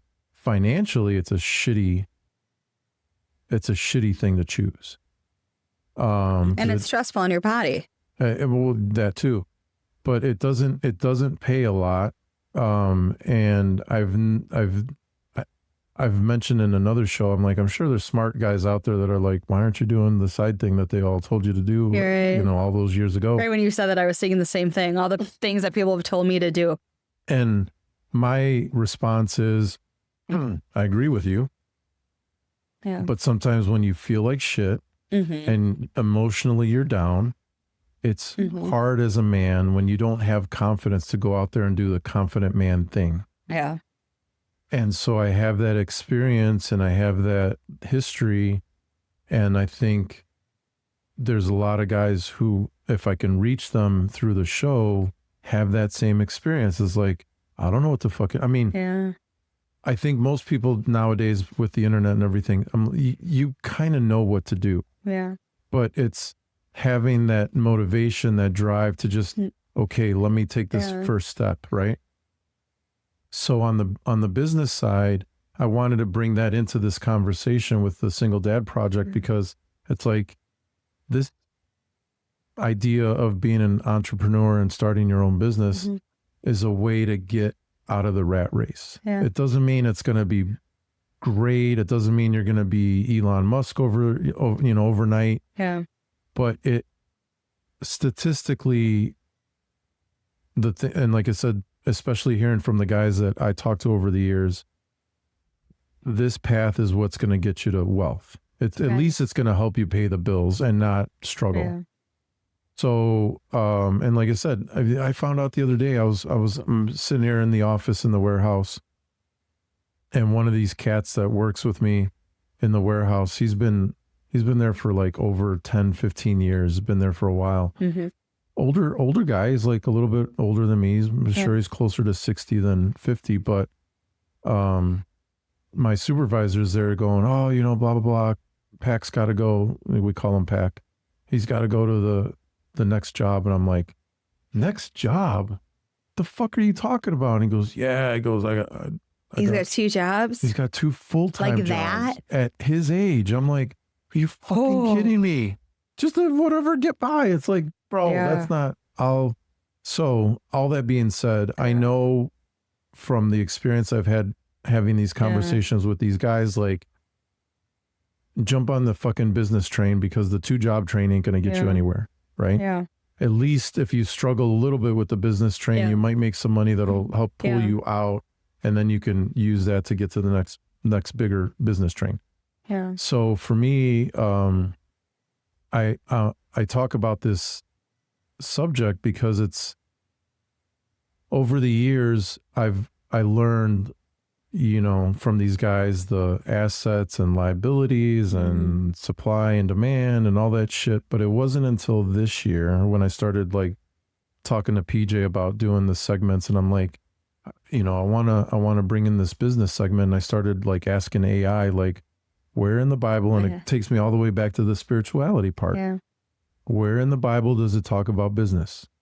And AI tells me, I was using Grok, Elon's AI, I was using Grok, and it comes back and says it doesn't talk about business in the Bible. And then it gave me all the examples that it talked about, like being farmers and shepherds and like like all the little stories that you hear, right? But the thing that kept coming up over and over again was this idea of stewardship. And I'm like, let me go look up what that word means. I mean, I know what it means, but like, what does it mean in the context of like official, whatever, Webster's dictionary and all that shit, and what it means in the Bible. And stewardship in the Bible basically means like God gave you something. It's your job to take care of it. And it's your job to nurture it and help it grow. And I'm like, it's your gift. That sounds like being a parent to me. That sounds like being a dad or a mom. Like you're given this child. Your job is to nurture that child and help it grow. And if I take that and I put it into the context of a business, that's the same thing. You take 100%. You take this business, you nurture it, you grow it, and it'll take care of you after you're done doing the work. So when you and I started talking about having you come onto the show, I thought it was interesting when you were telling me, you're like, oh yeah, I helped out moms and getting their paperwork right. And then recently started helping out dads. And I'm like, get the fuck out of town. I'm like, talk about that in the show. Like, I think that's for single moms who are watching, for single dads that are watching, this is the part where I think you want to pay attention. So it's obviously probably started with you and your divorce. Or was there something prior to that got you? No, I didn't really know anything about divorce until I got divorced. I mean, I'd seen people get divorced. I heard people get divorced. And then when it happened to me, I presented everything to my ex-husband. I said, this is what I want, yada, yada, yada. And I was like, I think we'd be fine. I think we go to mediation. I don't think we'd need to spend a lot of money on attorneys. And then I got served divorce papers. And I was like, fuck. And I remember I had just, I needed $4,000 for braces for my daughter. And I was like, I'm literally going to spend my braces money for my daughter to retain an attorney because this fucker can't just do what I said. And in the end, he even said, he goes, I should have just talked to you in the beginning. Like, we would have saved a lot of money. I'm like, we could have bought a house. You know, or at least a Ford Focus for 10 of our friends. But it was insane, you know? Like, it was insane. Divorce is expensive. So I started helping my friends. So my first friend. How did it start? Was it with you though, learning all this shit? So I learned as much as I possibly could because I had to. My divorce took 18 months. I spent 18 months researching everything. I would go into my attorney and I would say, I want to do this, and my attorney go, you don't get to choose. And I'd be like, I do. No, I was just going to ask that because earlier you had mentioned that you're like, you told the attorney, I want this judge, I want this. And the attorney's like, you can't do that. And you're like, well, yes, I can. Yeah, I can. And I did. And so when you were saying that earlier in the show, I was like, so you knew more than your attorney at the time. That's interesting. I think it's really important that everybody understands one thing. Your attorney doesn't give a shit about you. You are paper, money. That is it. That is all. And I'm not saying that attorneys are bad people or anything. I have plenty of friends that are attorneys. When you're getting divorced, you think that your attorney is your advocate. You think that they care. They don't. They act like they care. They don't. You are money. You know, they might, talk to you. I remember one time I was sitting in my attorney's office and I was like, oh, did you have a good weekend? And she started telling me this long story about how she went to a wedding in like Kentucky and everybody was wearing cowboy hats. And I go, did you start the clock? Because I'm not paying to hear your story about the wedding. She goes, oh, no. Because it was on 15-minute, intervals. And I was like, she was like, no. I'll start it at 15 for you. Right. Where that bitch was about to charge me for 15 minutes. It's telling me a story about a wedding she went to. Right. Like, that I'm not paying to, like, That's not a thing. We're not friends. This Right. is a business transaction. Right. And the same for her. It's a business transaction. You are your biggest advocate in health, in finance, in divorce. Anything you're doing, you are doing yourself a huge disservice if you put it in anybody else's hands. I agree. When I got divorced, it was in my hands. Every part of it was in my hands. I made sure that I never said like, oh, I trust my attorneys. Did I trust them? I did. You know, they kind of did what I said. You can't trust anybody. It's like going to the doctor. Mm-hmm. Oh, you know, I think 50% chance you don't have cancer. Mm-hmm. Oh, okay. Let me pay you. I'll see you in a couple months and we'll follow up. Right. Like it's not a thing. You are in charge. You are your own advocate. When people say they're getting divorced, I tell them like, what do you want? What do you need? Do you want to have to get together once a month and have a conversation? Do you want to see your kid? What do you want? Mm-hmm. And then I will literally help walk someone through. Like I met one of my friends at a. Let me stop you real quick because I want to hear your the evolution for you, because you had mentioned earlier you went through 4 lawyers. Well, they were in the same practice. But you went from one lawyer. I mean, even if they're in the same practice, you're like, okay, you're not for me. Let me go to the next person. No. No, not like they that. all served a purpose. Okay. One was for financial. One was the financial attorney because I wanted more money because my ex-husband made good money and he was trying to say like I wasn't entitled to his commission. Hello, his commission was the biggest part of his income. Right. You know, and he was like, oh, he kept saying, his attorney kept saying like, he doesn't want to lock in a rate, basically. And I was like, I'm not buying a car. Like, this is what I need. These are my kids. This is what I want, and then I changed the format, how it would best suit me financially. And he agreed. Okay. You know what I mean? And so I think that more than anything, I try to help with things like that. Right now I'm helping one of my guy friends. So horrible, nasty divorce. But real quick. Yeah. So you had an attorney for the financial. What were the other 3 for? Do you remember? One owned the practice. One was like the killer. Mm-hmm. They all served a purpose whenever we were going to court, no matter if it was.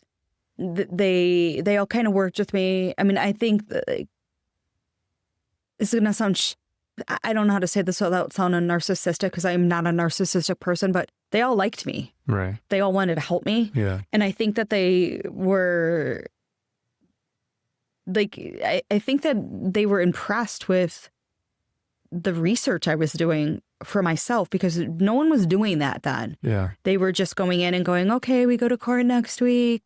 What's court next week? Right. Okay, it's discovery. Okay, it's the pre-op. Okay, we're going to do custody. And that wasn't me. I was going, okay, when we go there, what are we doing? What are we saying? Where are we going? Okay, this is what I want to do. These are my needs. That's so interesting. So this is why I love having this conversation with you, because back I had already gone through my divorce. I met a friend of mine. I call her Yankee Doodle. It's an inside joke. That's cute. So if you're watching Yankee Doodle, this is for you. But I had a friend who was going through a divorce while her and I started our friendship. Mm-hmm. 4 kids. Her ex was fighting her on the financial side left and right. Of course, because there's 4 kids. And that's expensive. And at the end of the day, the way she told me, she was like, I basically settled. I took whatever he was going to give me. And that was enough money for her to move out of the house, get a little townhouse where she can have her kids. And then she had to start working and doing all the shit she got a little bit of money, but not a lot. And so I remember, and that when I was talking to her, that divorce had already been in process. Yeah. So it took years, 2 years for it to finally end or whatever, to get to completion. Yeah. And I feel bad because I'm having this conversation with you and you're like, Yeah. this is what I did. I told my lawyers to do this and this and that. And it seems like if I go back in memory and I try to remember that conversation that the lawyer was like, well, no, it has to be this way. It doesn't. We have to do it this way. And if I remember right, I mean, if you catch this show, Yankee Doodle, you'll have to update me. I did text her and ask her to like, hey, talk to me. I'm doing this show. Because I wanted to talk to her about the divorce thing. Yeah. Because if I remember right, back in the day, this is going to sound fucked up. I think her ex was dating her lawyer. So that's why she was getting screwed. Yeah. Right? And so hearing what you did is... Did Yankee Doodle have one daughter? Oh, no, you said 4. 4 kids. Because I have a story very similar to that. So Mother's 1 kid. For me, this is the most important, like not maybe the most, but this is one of the most important parts about the whole single dad project, anything. Because there's a lot of dads, and I'm sure there's a lot of moms out there that are getting fucked over on this side. And it's like, it's one thing to be like, okay, we're going to fight over the money and how much we need for the kids. But like I said earlier, and it's not my experience, thank God. Yeah. It's not my experience. I've mentioned before in the show, me and my ex did not go through lawyers. We didn't do all that shit. We basically hammered it out with each other. But I hear so many stories of dads that don't even see their kids. Yeah, it's unfortunate. Haven't seen their kids in years because of this fucking litigation shit. And I, just like you, I have friends that are lawyers. I've trained lawyers in my personal training days. But it's like, bro, like this is the fucked up part of this industry. We'll call it an industry. Yeah. The family court thing to me is it's not disgusting. Fucking cool. It's not cool at all. It needs, like, if we're going to, rewrite shit, like that's where we need to rewrite shit. Yeah, it's so awful. I want that. That's why to me it's super important to hear your experience, because it seems like your experience, like you're saying, be your own advocate, do your fucking research. The lawyers may be smart, but that doesn't mean they're smarter than you. And remember who you had a child with. Yeah. Like that character doesn't change. Mm-hmm. So you know what you're dealing with. Mm-hmm. You know how to ask for it. You know what to do.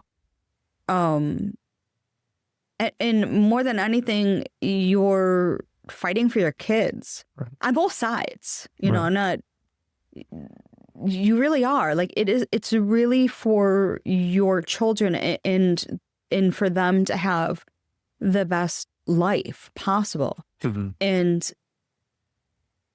I'm at the end of it. And, when I was telling people I was coming on here, and I was like, oh, I'm so nervous. Every single person said to me, Megan, your kids are successful. Your kids are great. You did everything you were supposed to do. You raised great kids. Your kids have great lives. Mm-hmm. Now, did my ex-husband help with that? I'll say I'm 90, he's 10%. Right. Sure. Is he a better dad that they're older? Yeah. Probably be a really cool grandpa. I keep telling my kids, like, oh, have kids, and, he's probably going to be really cool. But everything you do and the fight that you have, it's for your kids. Mm-hmm. And that's it. Yeah. So tell me the experience. So after you got through your stuff where you're like telling the lawyers, this is what I want. Yeah. Here's how I'm doing it, blah, blah, blah.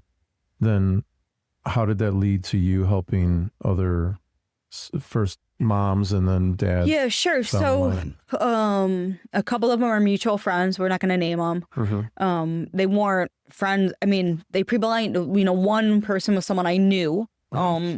So first it was, our mutual friend that shamed you. She reached out to me on like Facebook or something and just said, hey, I heard that you just got divorced and so said that you would be willing to help me. Mm-hmm. And it was weird because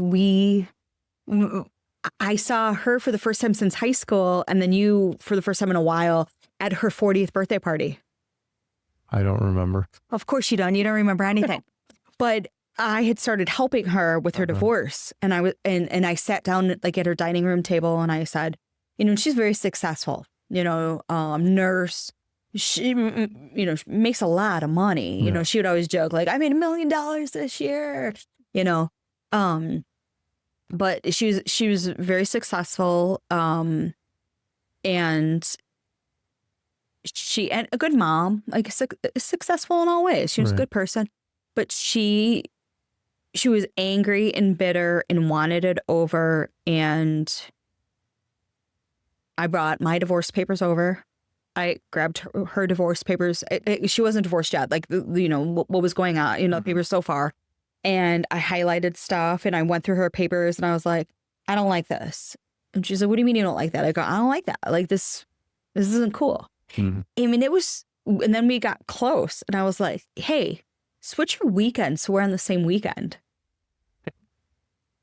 And then the next friend came along and we're like, switch your weekend so you're on our weekend. Right. And, my kids were a little bit older and and it was like this domino effect of, we would all hang out at, the one friend's house and the kids would all be in the basement, playing and stuff. And then we would be sitting out on the patio, like having a glass of wine in a mug or whatever, and just, we would do things, or we'd pay for we'd pitch in for a babysitter and, go out or whatever. But, it turned into this like domino effect of, oh, Megan helped me, have her look through your papers or have her whatever. And I would say like, oh, I got to the point where I knew who the good attorneys were in McHenry County and DuPage County, and some in Cook I was good with, but I would say to someone like, oh my God, your husband has a killer. You cannot use who you have. You don't even start giving money. You need to switch to, whatever, like whoever. And I would help with that too. Was there anything in the paperwork that, like, if we're giving tips on the show, it's not obviously legal advice. Right, it's we not can't legal say that, advice all at that all. shit. But if you were to say, okay, if you're going through a divorce and you got the paperwork in front of you, what are the things that you Megan, would look out for and say, like, maybe you want to talk to your lawyer about this and change that? Or is there anything in there that people should look out for? So I think that it's really important for the man. Single dad. Single or dad. Whatever. For the single 'cause dad. You're not single yet. So you're going through the divorce, right? And for me, it's just because I'm currently helping a single dad. I was telling him that he should be asking for 4 weeks in the summer, 2 weeks over winter break. And he was like, I can ask for that? Like full weeks with your kid. Yeah. And I was like, yes, you can ask for that. I was like, it's presented this way because she's not a player here. She's not playing. She's crazy. Like he's divorcing a batshit crazy woman. Right. And I was like, yeah, you need to ask for 4 weeks in the summer. And he's like, oh, my attorney didn't say I could ask for 4 weeks. I go, have you ever heard a judge say, this father has asked for too much time? No, ask for more, ask for all. Right. You want to go into court as a man and say, I really want to see my kids. I want them 50-50. In Illinois right now, 50-50 is pretty common. I want 50-50. I want, this. I want, 4 weeks in the summer. And then you can negotiate that, maybe, and he was like, well, I can't take 4 weeks off. I go, and neither can she. She's working too. It's not about that. You, grandma, whatever. But at least the kids will be with you for that week. Right. Yeah. And you always ask for more. And then you negotiate down. Man, Megan's going to have a Art of the Deal book out here soon. Well, no, I mean, seriously, like. I'm just kidding. You know what I mean? Like, yeah. would you have wanted your daughter for 4 weeks in the summer? Did you have that? No. Did you ask for that? We didn't go through lawyers. But did you ask for that in your... No, I did not. Right. So, but did you think like, oh, I'm going to... No, because the presumption is, if I'm saying that word right, is that you go through a divorce, you're the dad, you're gonna get the, get them on the the weekends, mom's gonna get the kids, the custody or whatever. Even if you do 50-50 custody, you're gonna get them every other weekend. That was the presumption. That's the presumption. And it is, but that isn't reality. You make your divorce, you make your time with your kids yours. Right. You don't. Yes, there's like this outline that they want to give you in court. You don't have to follow it. Mm-hmm. And especially you're not a rule follower. You never have been, you know, neither have I. Like, I did what was best for my kids. And I would suggest that to any friend or friend of a friend that came to me and said, Megan, can you look at my papers? Mm-hmm. What do you think's wrong with these? And before, I used to only help women. Mm-hmm. I'm not kidding. I would only help women. I'd be like, and now I'm like, okay, you know, especially with my guy friend right now. And I told him, I go, you might be the only man I have ever helped with divorce papers. And, you know, we were sitting at a bar. We were, you know, drinking a beer, and he brought his papers. I went in my safe, grabbed my papers out. I mean, it's been years since I've looked at those things. I pulled them out, and he was like, well, how do you have that, say that? I go, because that's what I wanted. Mm-hmm. And he goes, I can do that? I'm like, you could do whatever you want, what works best for you and your child. Right. You know, and I think that's where people don't advocate for themselves. They think that they have to just settle for what they think is norm every weekend, you know. So I was just going to ask you, in the lawyer field with divorce lawyers and all this kind of stuff, like whatever that industry, like I said, I call it an industry, whatever you want to call it. It's a money-making industry. Is everything basically boilerplate? And do you think, like you mentioned earlier, like the lawyers don't really, they're there, but they're not really looking out for you? They're not. Is it more like, what do you think? What do you think the issue is? Like, how can we, if we were to say, like, let's talk about ways to fix it. How do we fix this for the single moms and the single dads out there who catch this show? I think that, I don't think there's an easy fix. I think that it's just most important to advocate for yourself. Just to go in and sit with your attorney and say, I don't want it to be the norm. I need it to be like this. I would like to ask the court for this. And if your attorney's like, oh, the court's not going to give it to you, that's okay. It's my money that I'm spending with you. I'd like to ask for what I want to ask for. Right. I'm telling you, it worked for me. Yeah. I know it worked for me. And so if I'm a single dad or if I'm a dad going through the divorce process, and I say to my lawyer, this is what I'm asking for, and they're like, no, you can't ask for that. Yes, I can. Say, yes, I can, like I'm paying you for it, or do I I'm just literally paying you. Right. I want you to ask for 4 weeks in the summer, 2 weeks in the winter. I will get a nanny if I have to. Ask for it. If it defaults to 2 weeks in the summer and 4 days in the winter, I mean, you know, I got really lucky because we set things standard, and we did it for the kids. So for Christmas, it was, he had them for Christmas Eve. I had them for Christmas. Now, let me tell you something. My stepson is 30. My kids are young 20s. Youngest is 21. Christmas this year, my stepson, Christmas Day, and my sisters with my family. My kids, Maddie flew in. Jake flew in. They're both in different states. They were all with me. My stepson was with my family. Like,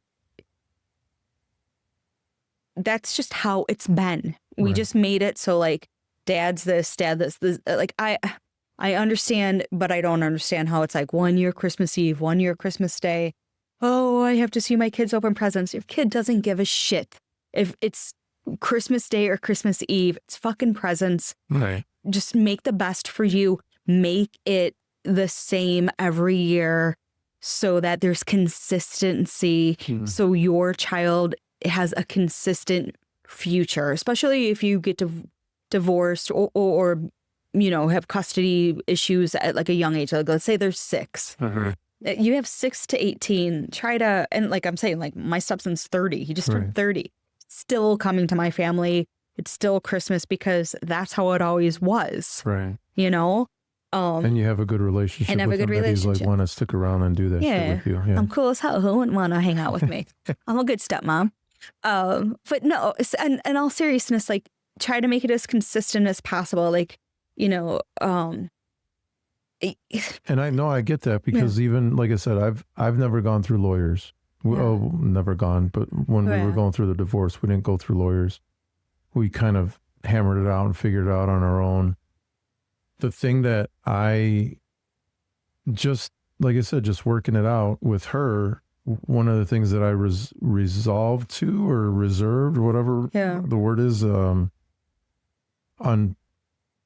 Thanksgiving, I always wanted my daughter to be with her mom's side of the family because her mom's side of the family always got together for Thanksgiving. Did something huge. Yeah. It was just a big family get together. And it was in the best interest for your daughter. Yes. And it was something that we did when we were married. Yes. So I'm like, my daughter's kind of, I mean, that's her thing. We got divorced when she was only 2 or 3 years old. So I was like, I would love to see her on Thanksgiving, but I'm not going to take her away from that. So because it sounds cool as hell. Yeah. So every Thanksgiving, every Thanksgiving, my daughter was with my ex's side of the family because that's how I wanted it for her. And it was in the best interest of the child. Yeah.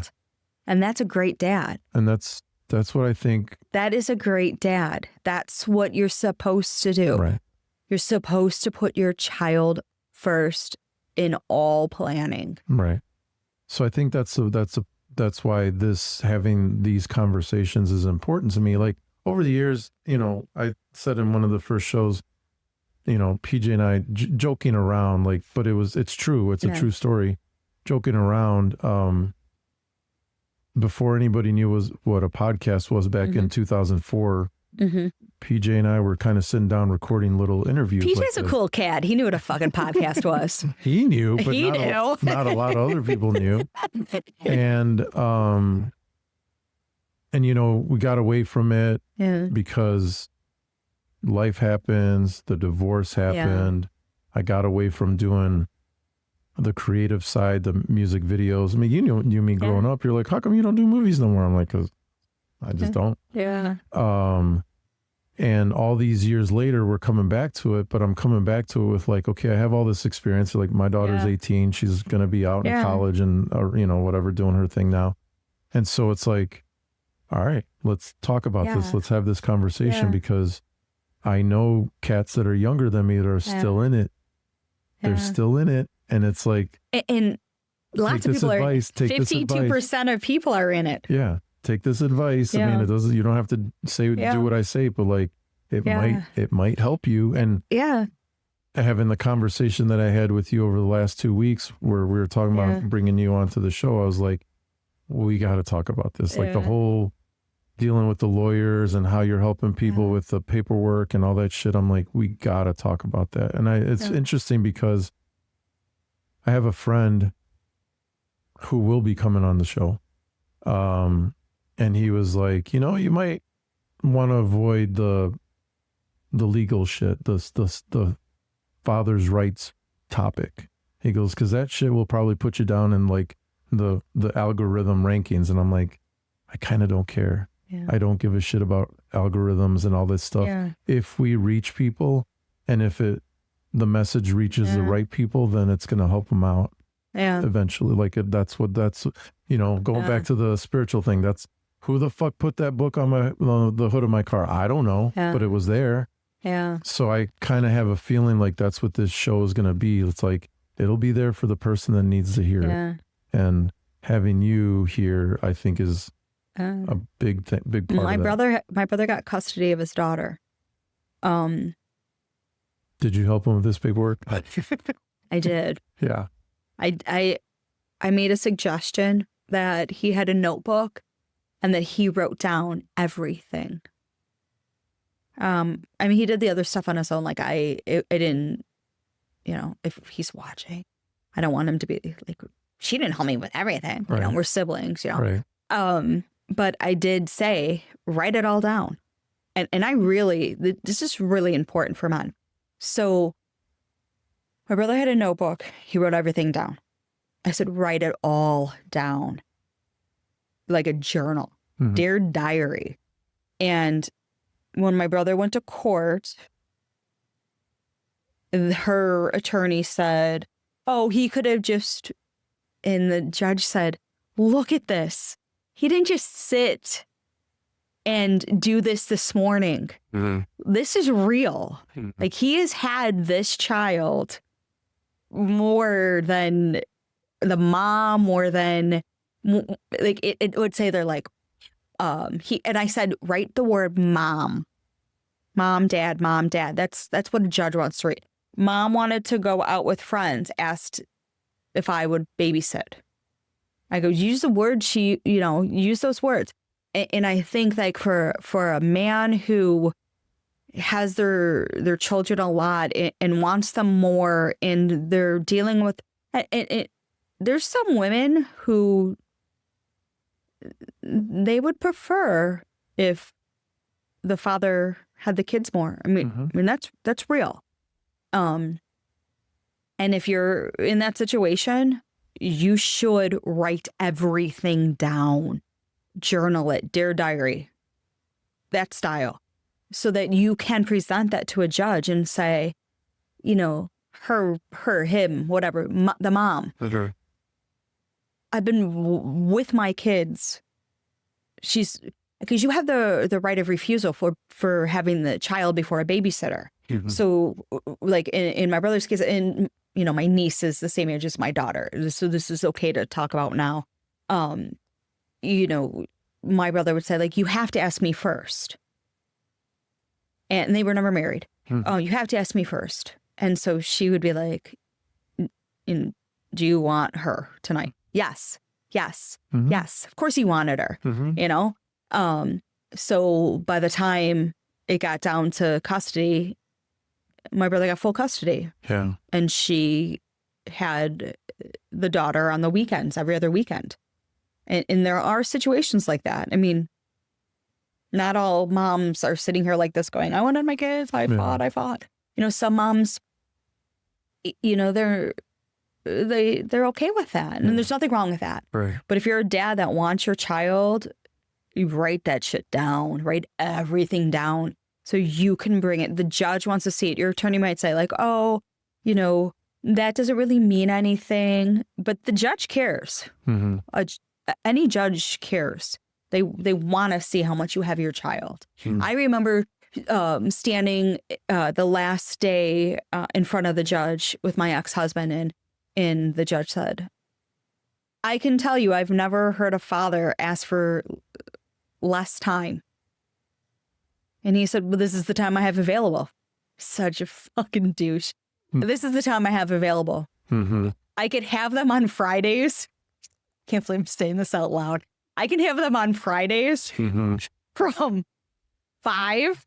And he didn't work on Fridays, mind you. Right. I can have them on Fridays until 9:30 p.m.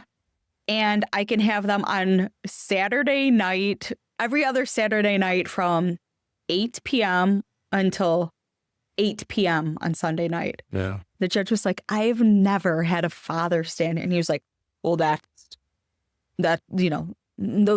my availability.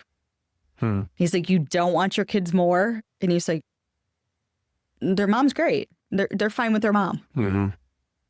So some people have that too. Right. Not that he was a bad dad or anything. That was his availability. Right. Oh, that's when he saw him.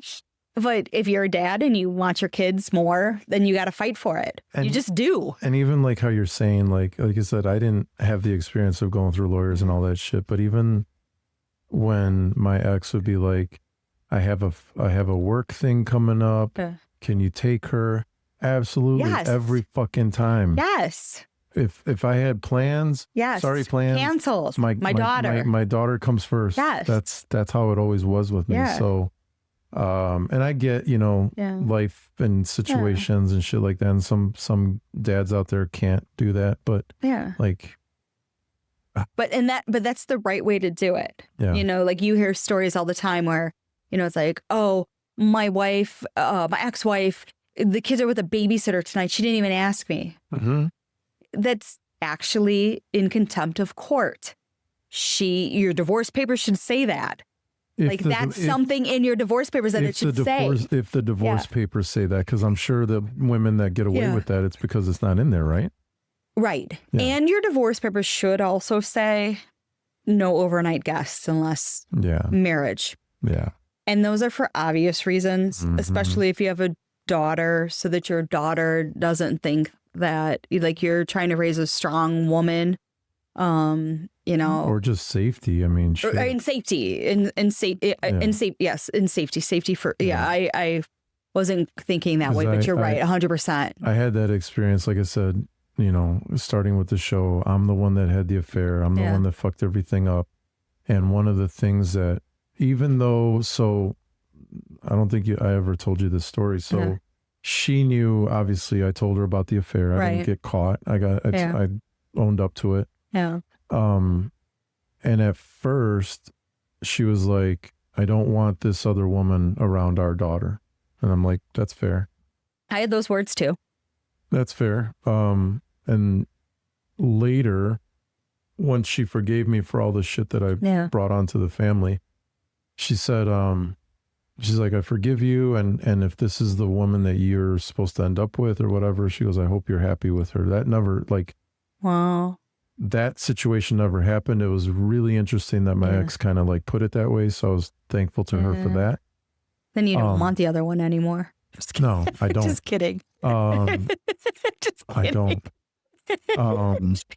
No more challenge. Right.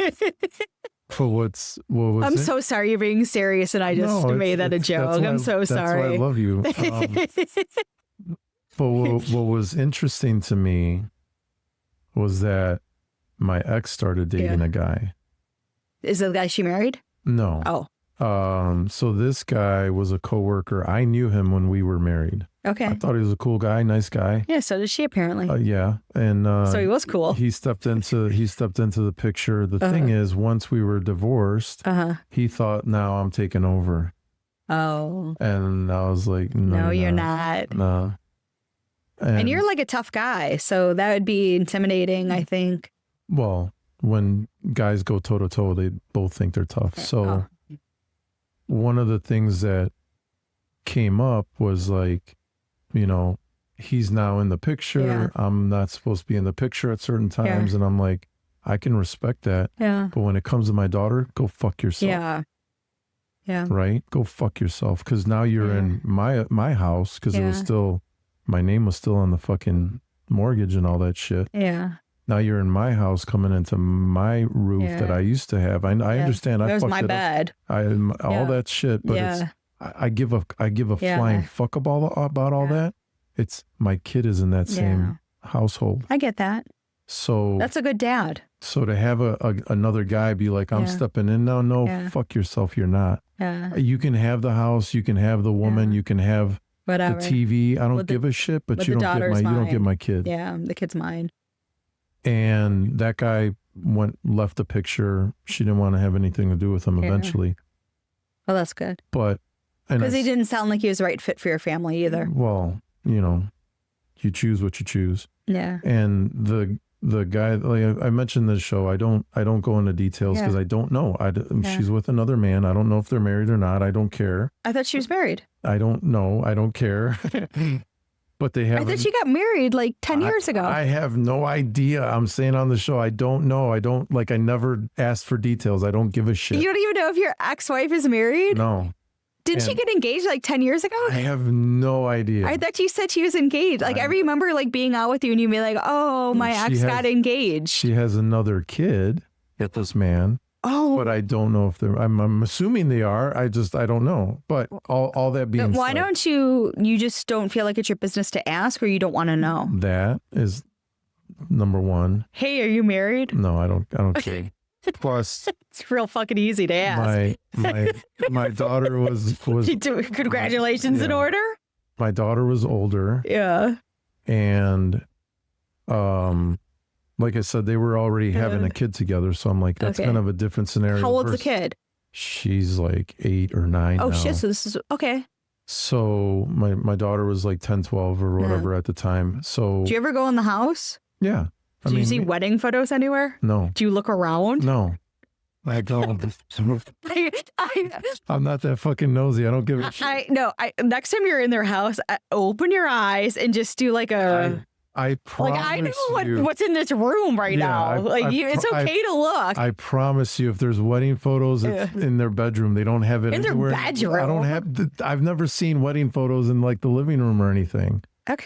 Well, So all that being said, they're like, oh, he's on his way over. Hide the photos. right, He still doesn't know. right.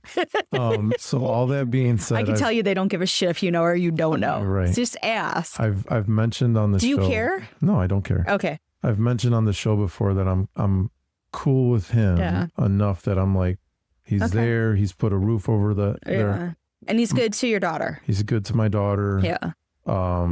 He doesn't interfere. Yeah. Like, so Yeah. I have friends that are like, oh yeah, my ex's boyfriend is coming to the theater show, or he's showing up to the football game or whatever. I get it, but I'm like, that part of, there's a part of me that'd be like, I don't want you in this part of my life. Like, for example, for me as a single dad, it's like my time with my daughter is precious to me. Just yours. It's just precious to me. Yeah. So when my kid got into, like, even before high school, when she was doing her theater shows, Yeah. I showed up to the show. Her mom was there. Yeah. The boyfriend was never there. The boyfriend or the husband, whatever he is, was never there. When my daughter got into high school and she was doing her, she was also a cheerleader. Yeah. Doing the high school football games. I was there. Sometimes her mom was there. She didn't go to like every game. Some games, most games she was there. But most dads are watching the football game, not the cheerleaders. Right. But I mean, either way, like he wasn't there. Okay. And so that to me was like, cool. You got your daughter and you're being a dad with your daughter. And this is my time with my daughter. So he's been around like I legit a handful of times in those situations. Okay. So I think I would have had, and I can't remember if I had these conversations with her or not, whether I was comfortable with him being around or not. Because the thing is, for me, it's like, dude, you see my kid every fucking day. Right. Like, right. In the morning when she's going to school, you're there. When at night when she's going to bed, you're there. When I'm with her, I'm with her. Yeah. So like, you got that. Yeah. You got that part of being the family man, and I respect it. Like I said, he puts food on the table for my kid, and he's good to her. What he's doing for his family, I get it. Like, and he's good to her. Like, she's his stepdaughter now. Yeah. Great. Yeah. But when it's my time with my kid, I don't want anybody else around. Yeah. That's how I feel. It's just, maybe that's narcissistic. Maybe that's like it's selfish. Not. That's normal. Right. That's totally normal. So for me, it's like when we're talking about the dad experience and the mom experience and this and that, and whether the boyfriend comes into the picture or not. This is like my own opinion. Yeah. It's like, and I've mentioned this in the show, I think, or I believe, as a single dad, you should take care of yourself first. Like, take care of your mental health, take care of, like, get connected with God or 100%. Whatever that is for you. 100%. You know, take care of your body. You're no good to anybody else if you haven't taken care of yourself. Take care of your finances, 100%. do all that shit. Like, focus on you first. Yeah. Then put the focus on your kids. Once you're, you're in a position where you're like, okay, I'm okay. I can be with my, because that was the thing when I was going through the divorce. I'm the one that fucked it up, but I was the emotional wreck. Yeah. And I would go visit. Sounds like you were really hard on yourself. I was. And sometimes I'd go visit with my kid, and she'd be playing on the floor with the little Legos and shit like that. And I couldn't engage because I was like in my mind, I'm like, you're such a fucking asshole. You you suck and look at your kid playing and now she doesn't, like, all that shit was running through my head, even though I was there. Yeah. Physically, I was there, but I wasn't there. Like, there was a part of me that was not there. And so for me, it's like, as a single dad, take care of you first so that you can be there for your kids and then be there for your kids. And then if you want to, you know, try to go find a girlfriend or a new wife or whatever, then go do that. So for me, it's like that step order, like you first, then your kids, and then the rest of the world, whatever that is for you. Yeah. So, man, we talked about a whole lot of shit. How are we doing on time, PJ? Oh, you guys have been going forever. Forever. Like, I'm gonna have to edit this down a little bit. That's okay. You can edit it down. I mean, I'm sure there's. Did you have fun today? I'm sure there's parts where you talked too much. Yeah, I did. Did you have fun today? Yeah, it was great. It was nice having Megan in the studio. Usually, I'm like talking to a camera or talking to the computer screen when we've interviewed Heidi and Teray. Well, yeah, because I would have been doing this like I'm old and I'm bad with technology. I'd have been doing this with like a shitty old iPad or something. Going, hello, can you see me and hear me? Can you see me? Can you hear me? Can you hear me? Can you hear me? People can't see your socks. I love your socks. They're cute. Oh, I wear these for my son.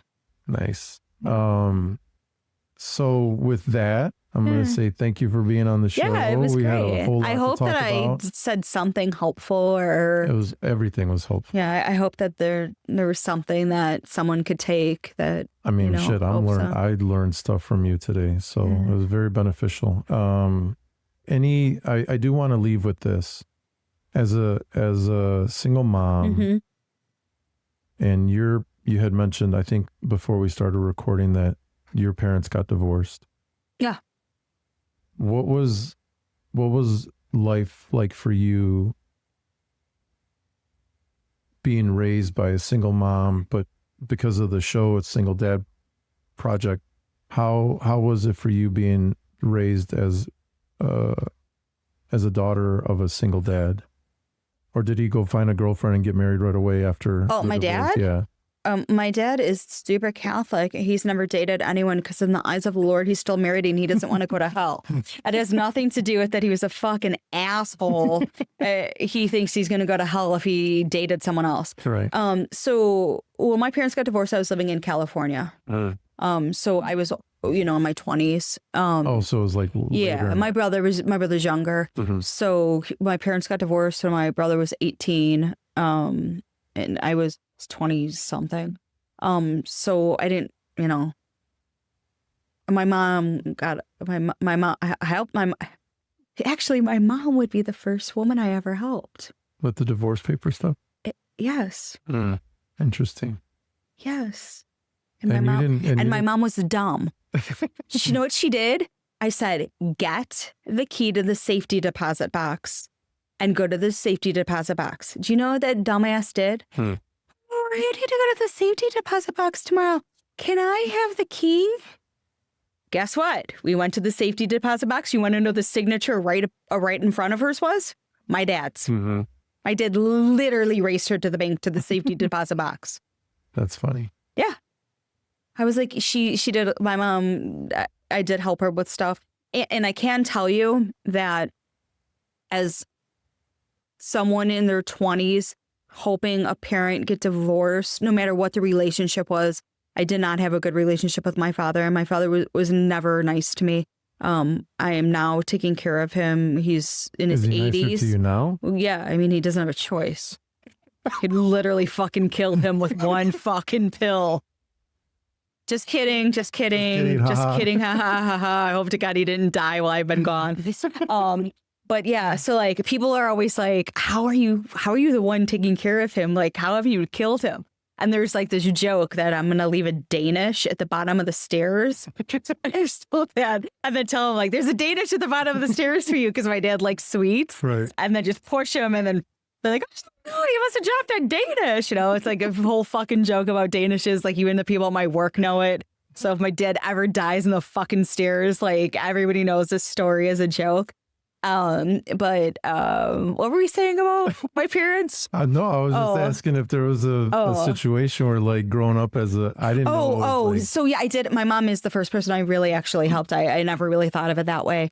My mom, my mom walked into her attorney's office and he had animal heads all behind the desk. And she said, "Is this you?" And he said, "Yes, I've killed all of these animals." And she said, "I want you to be my attorney." And I'd already researched and told her to go there. And I was her attorney. And my mom got 4 cars, the house, 2 pensions, 2 government pensions. Yeah. And my mom's living in Arizona and my dad is still paying her monthly. And To this day? to this day. Shit. And he has to give her additional money. So you got to give her a $250 check. Not hard. No. That's where you got the idea from. You're like, hey, no, I'm just kidding. Yeah. Hey, I won't fight with you. We're I'm not having- kidding though.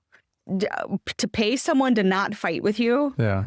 That's it's a good such a tip. peace of mind if you can do it. And it's also, it teaches you, it starts getting you in that pattern of not fighting, Right. which once the habit is there, Mm-hmm. and then it stops. And I'm telling you, it worked for me. I mean, the more being paid to not fight, Right. it worked for me. I mean, today it would have been a lot more money, but back then, an extra $250 a month, I was That like, sure, I'll helps. take it.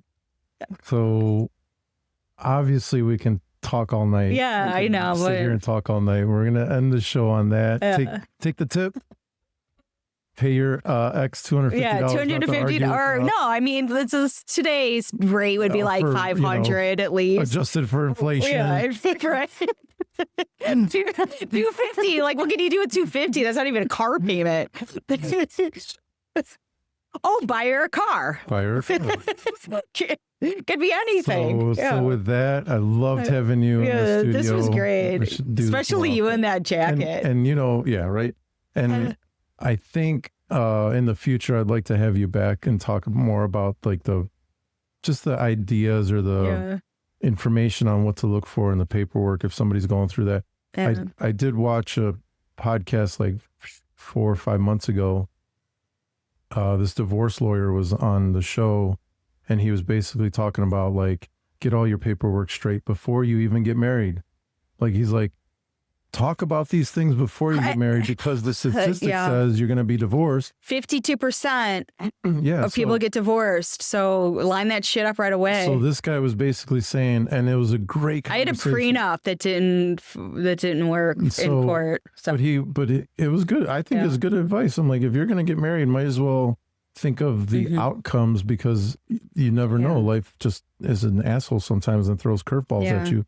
So it was, and I can't remember. I'll try to figure out the guy's name for, I'm sure PJ can find it for the little, description on the YouTube side. in the credits. But that was good advice. So maybe down the line we can have you come back and talk about like all the, I'm gonna have my own show. I'll have you come on my show. Let's do that.